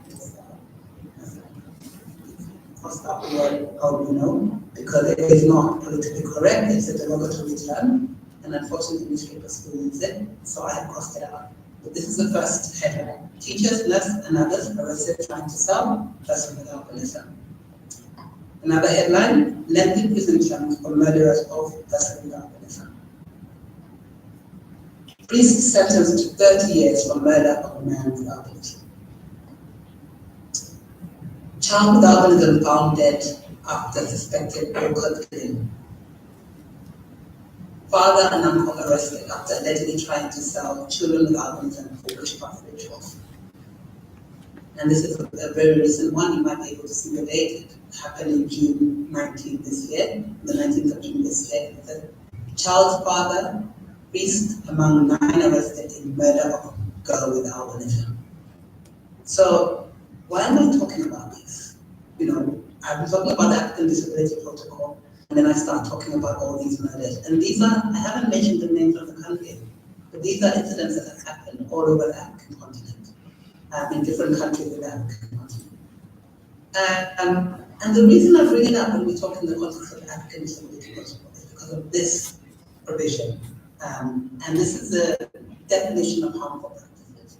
So the African Disability Protocol defines harmful practices as including behavior, attitudes, and practices based on tradition, culture, religion, superstition, or other reasons, which negatively affect the human rights and fundamental freedoms of persons with disability or perpetuate discrimination. As I've already mentioned, the African Disability Protocol recognizes persons with albinism as persons with disability. So they are harmful practices which negatively affect persons with albinism. And these are prohibited by the African Disability Protocol. So, some people would argue that yes, they're harmful practices, but they're not based on tradition. It's not part of our tradition for these harmful practices to occur in persons with albinism. Some may say it's not part of our culture, some may say it's not part of our religion. Others may disagree. But it is very clear that these harmful practices against persons with albinism are based on superstition. So I want us to look at some of the superstitions related to persons with albinism and superstitions around albinism. First of all, there's a superstition that albinism is contagious. And I've also had other superstitions that say having a child with albinism is a sign of bad luck or a bad omen. Some may say shaking the hand of a person with albinism is good luck. In other countries, people will say persons with albinism or their body part are a blessing, that they bestow good luck. And there's also a very widely known superstition that persons with albinism do not die, they just disappear. I have to say that all these that I've said here are just that, superstitions. They're erroneous beliefs. There's no fact in them. And some of you may be thinking, what's the big deal? So some people believe that albinism is contagious. What's the big deal? So what are the practices or behaviors that come about because of these superstitions? First of all, some people believe that, as I said, albinism is contagious. So what happens if you believe that albinism is contagious? In some countries, people will say that you have to spit in your shirt when you see a person with albinism. Others will say, avoid walking past a person with albinism, particularly when you're pregnant. And that's because they believe that if you don't do this, you'll somehow get albinism. Albinism is contagious. And, it's not a curse either. I have to specify that. But these practices, sometimes they see them innocent practices, and you don't know why they're doing it. This is a practice that comes about because of the superstition. And these wrong beliefs. Another thing, if you believe that having a child with albinism is an omen or a bad luck, this results in abandoning the child with albinism, abandoning of children with albinism, denying of paternity. In many cases, the parents, fathers of children with albinism, who refuse that they are the fathers and they deny the paternity. It's a harmful practice. What about believing that shaking the hand of someone with albinism is good luck? Some may think, oh, this is harmless, it doesn't have, there's no problem with it. And actually, you may think it's positive. But actually, it's not. What happens is that people are very excited when they come around someone with albinism because they think, oh, I can shake the hand and I can get good luck. And this is objectifying the person with albinism, it's othering the person with albinism, it's a dehumanizing practice. So you may think it's an innocent superstition, shaking the hand for good luck is an innocent practice, but it is dehumanizing. As othering and objectifying. And just that belief that shaking the hand of the person with albinism is good luck can lead to worse, get worse. So as I've said, some people believe that, okay, what not just shaking the hand, what if I can possess this hand? What if I can possess another body part? If just shaking the hand is good enough, what if I have it? What if I possess this body part? What happens when you have this belief? Well, that's when we now come to the most grievous, heinous violations of rights of persons with albinism: abductions, mutilations, killings. This is what happens when you have this wrong superstition and belief. And then what about the belief that persons with albinism don't disappear? I mean, don't die, they just disappear. But what happens when you believe that? If you believe that your family member will not die, they just disappear, and then your family member does not come back, what happens? You don't report that your family member is missing. And this leads to lack of access to justice for that death. So these are harmful practices. They're based on superstition. And when it comes to persons with albinism, killings, murders, and mutilations happen in different countries in the African continent because of these superstitions related to albinism, and this result in harmful practices. So what does the African Disability Protocol say about this? Well, first of all, we look at Article 4, which has general obligations. And under the general obligations, state parties are required to take appropriate and effective measures, including by modifying, outlawing, criminalizing, or campaigning against as appropriate any harmful practice applied to persons with disability. So laws need to be developed or modified. There needs to be campaigns against attacks against persons with albinism. And an example of laws that need to be modified. For example, in some countries, there is no law that prohibits the possession of body parts. It sounds very crazy, but it is true. In some countries, such as Zambia, and as it was in Malawi in the past, the possession of a body part is not a crime. So laws need to be modified so that the possession of a body part is a crime.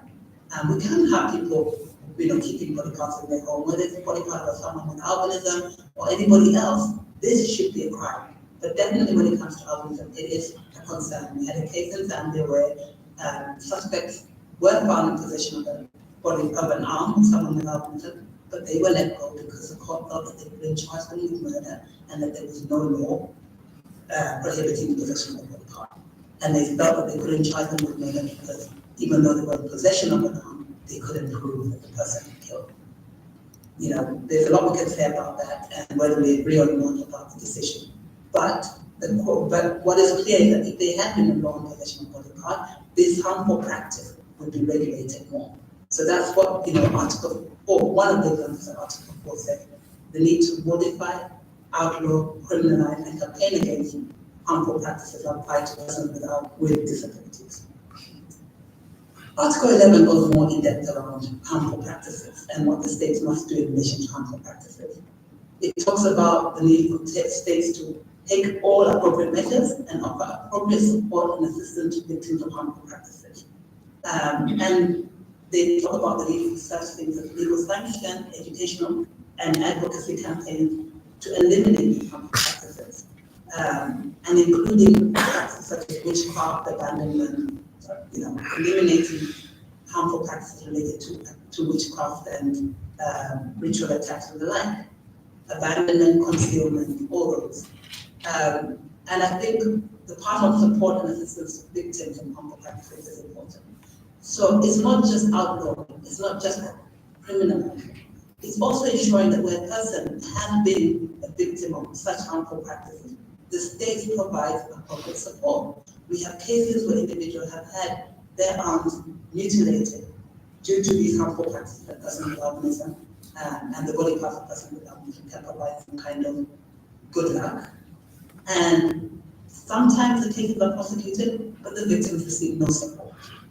They continue with life, bearing the mental and physical, emotional pain of that. They continue without any support, such as prosthetic limbs that might be able to help minimize the negative effects of their disability. So it's important that we unpack this and that we're providing not just access to justice through prosecutions and sentencing, but also access to justice through rehabilitation and support to victims. Article 11.2 talks about how the state needs to take measures to discourage stereotype views on the capabilities, appearances, or behavior of persons with disability. Sometimes individuals, because they do not understand that persons with albinism have visual impairment, will just assume that the person with albinism is incapable of learning. But they fail to provide the reasonable accommodation, the assistive devices that persons with albinism need, and therefore that child with albinism, a student with albinism, is not doing very well. But because of this wrong belief a person with albinism is not able to learn, nothing is done to support that person. Governments need to take measures to discourage this kind of stereotypes around the capability of persons with albinism. It also talks about prohibiting derogatory language. I have said person with albinism, and I've said the use of the word albinism is derogatory. So we need to take steps to make sure we're not doing that.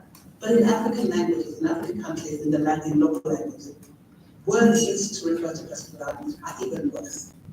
In some countries, persons with albinism are referred to as money. That's commodifying a human being. And no wonder, commodifying and objectifying. So it makes it easier for people not to view someone with albinism as a human being, and therefore to commodify, objectify, and therefore go after their arms, go after their limbs, go after their body parts. And action needs to be taken to stop this. Use of derogatory language may seem innocent, but it is not innocent. Like words such as, which are translated to curse or monkey, are also used to describe persons with albinism. These are derogatory words, and you may think it's just a word. No, these are words that have consequences, impact, and they need to be regulated, and the government needs to take steps. Now, I also want to look quickly at other initiatives at the regional and international level in relation to harmful practices.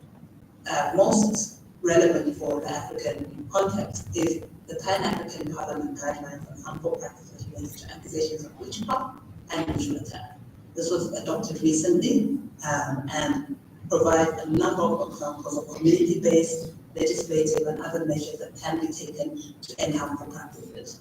And I'm not going to it now, but I wanted to highlight this because I think it's important that states are aware of these guidelines and are implementing these guidelines. We also have the UN Resolution 478 on the elimination of harmful practices related to accusations of witchcraft and ritual attack. As you can see, they have very similar names and deal with the same issues. And I have to say that both of these do not prohibit witchcraft. They do not prohibit cultural practices. What they prohibit are harmful practices, which are related to accusations of witchcraft or ritual attacks. I won't go much into the accusations of witchcraft. What is really pertinent for persons with albinism is ritual attacks, because the killings, the maimings, these are all carried out for ritual purposes. And so these guidelines talk about how such practices can be eliminated, and I think it's important that states are aware of the guideline and the resolution, and civil society organizations are aware and are advocating and pushing for the adoption of the recommendations in both of these. For more information as well, there was a study done last year in March by the UN on the situation and violations of abuses of human life rooted in harmful practices related to accusations of witchcraft and ritual attack, as well as stigmatization. This report covers the whole globe, and of course also has a section on Africa. And for those seeking to learn more about these kind of harmful practices, I would highly recommend reading this report as well as the recommendations that are in the report. Now, what are some good practices in relation to eliminating harmful practices, particularly in relation to persons with albinism? There's a group of people that refer to themselves as Mothering and Albinism, and they are based in all over the world, but I think it's predominantly started by a Canadian university. And they carry out work with mothers of children with albinism. And they held a summit in Tanzania, bringing together interreligious faith leaders, and drafted a statement on protecting the human life of persons with albinism. And the reason they brought around interreligious faith leaders is because they understand the role that they have to play in demystifying these beliefs, these stereotypes, these behaviors, the practices that leads to violations of human rights of persons with albinism. And I didn't say this, but the resolution and the guideline refer not just to witchcraft, they also refer to religious beliefs and how these religious beliefs can be harmful practices.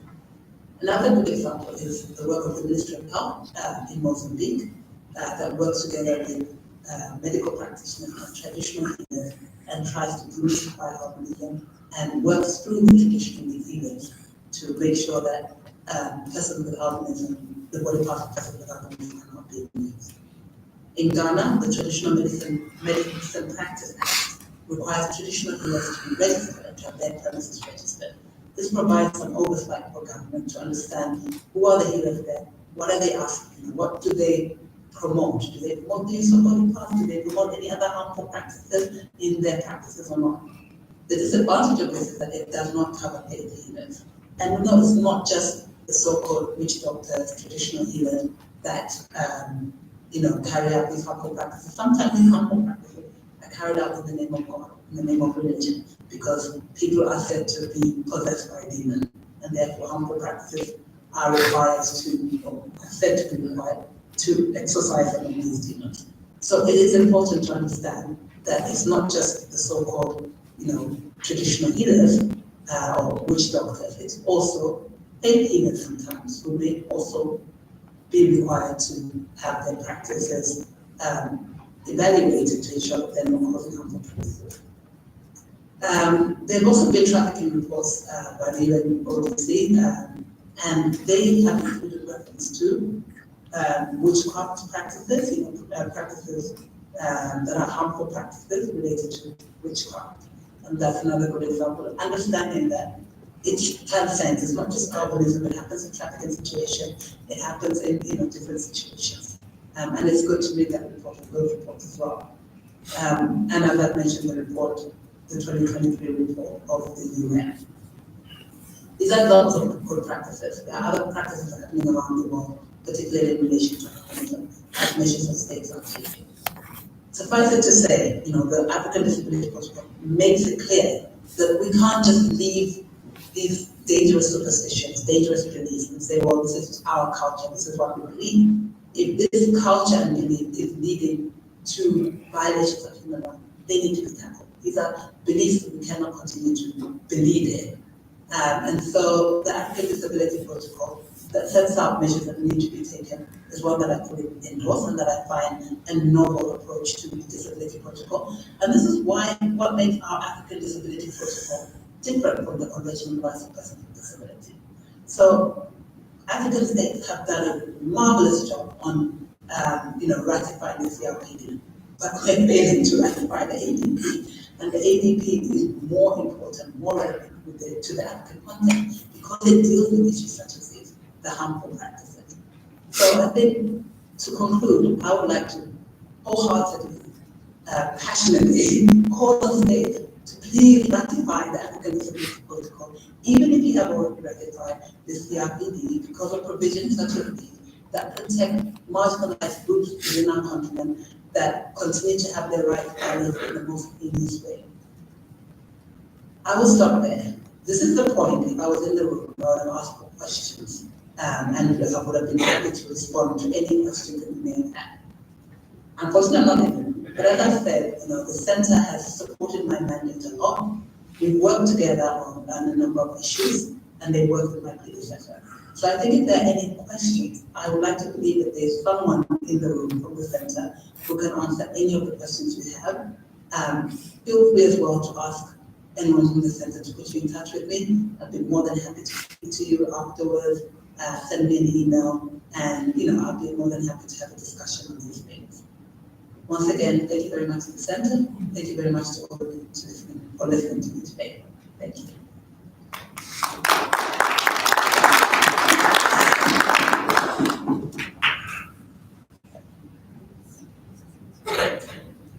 Okay, that's wonderful. Thank you so much to Luca in absentia.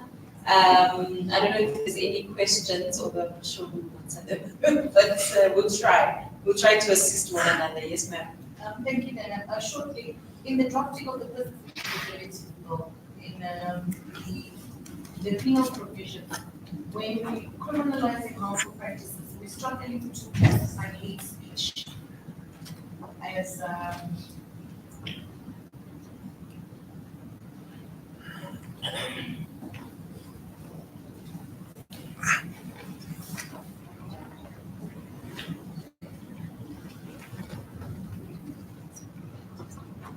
Yes, test. Yes, so in drafting the Persons of Disabilities Bill, the penal provisions, we're trying to criminalize hate speech and harmful practices. But we're receiving two conflicting academic opinions regarding that rights is to put it in entirely hate speech its own law, vis-a-vis having specific hate speech provisions that speak to persons with disabilities under harmful practices. So I just want to see if there's any of the colleagues here that could perhaps give us guidance on how do we include hate speech under harmful practices. Thank you. Okay, anyone with any experience from any of your contexts?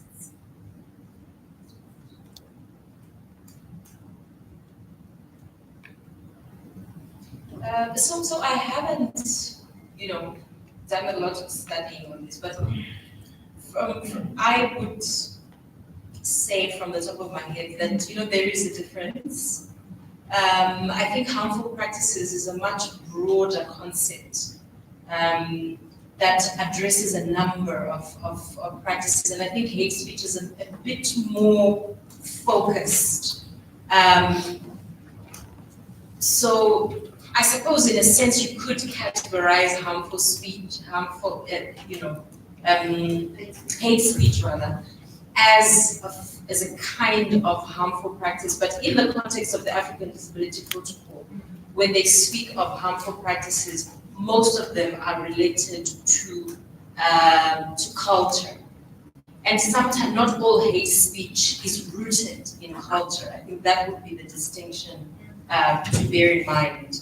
So the hate speech is a bit more specific, a bit narrower than harmful practices within, although you could make a case that it is a type of harmful practice, particularly if it is informed by or fueled by misconceptions. Yes, thank you. It's based on the derogative terms that come from traditional misconceptions. And it's mostly seen harmful practices in execution of something over a person with disability, in the spirit of your culture or religion or tradition. But speech spoken in the spirit of your culture or religion is not classified as a harmful practice. And we're coming from that perspective because there is a lot of consequences towards persons with disabilities, particularly because of that. And it kind of keeps the perpetrator in a safe space, because I have not really physically caused any harm in the spirit of my culture, religion, etc. However, you understand, and the effects have been quite similar as well. It can instigate as well a lot of more harmful practices against the person with disability if spoken by a group of individuals. And that's where we're coming from. We would like to curb it, but we're struggling in the drafting of the bill to ensure we incorporate hate speech into it. Because if we have to draft a new bill, we all know the legislative process takes long. And now you have a law that deals with persons with disabilities and harmful practices, but it excludes hate speech. So I knew we had some experts from very different countries, so I was thinking that I could perhaps gauge on the expertise and get insight. But thank you, Diana. Sir, do you have a contribution? Sorry. Okay, thank you. After lunch, discussions took a legal turn, such that some of us who are not legal minds were somehow left out, but we have learned. When it comes to, linguistically, what she's talking about, what she's asking, issues to do with language of use and all that, you see that is a society under the field of applied linguistics and ethnography and technology.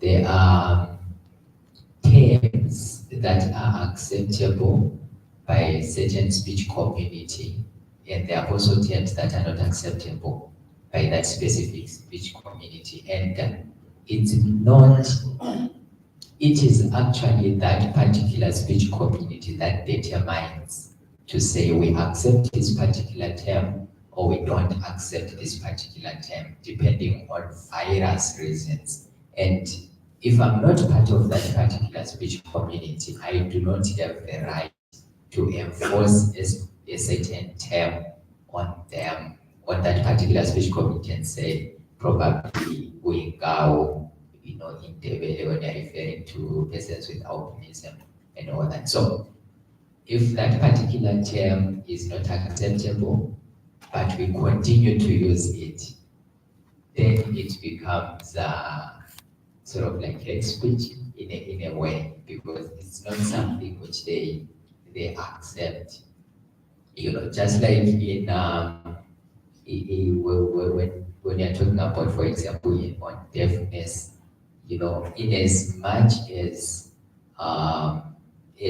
communities, we used to use that word DUMB, dumb, and to refer to human beings, you would say deaf and dumb.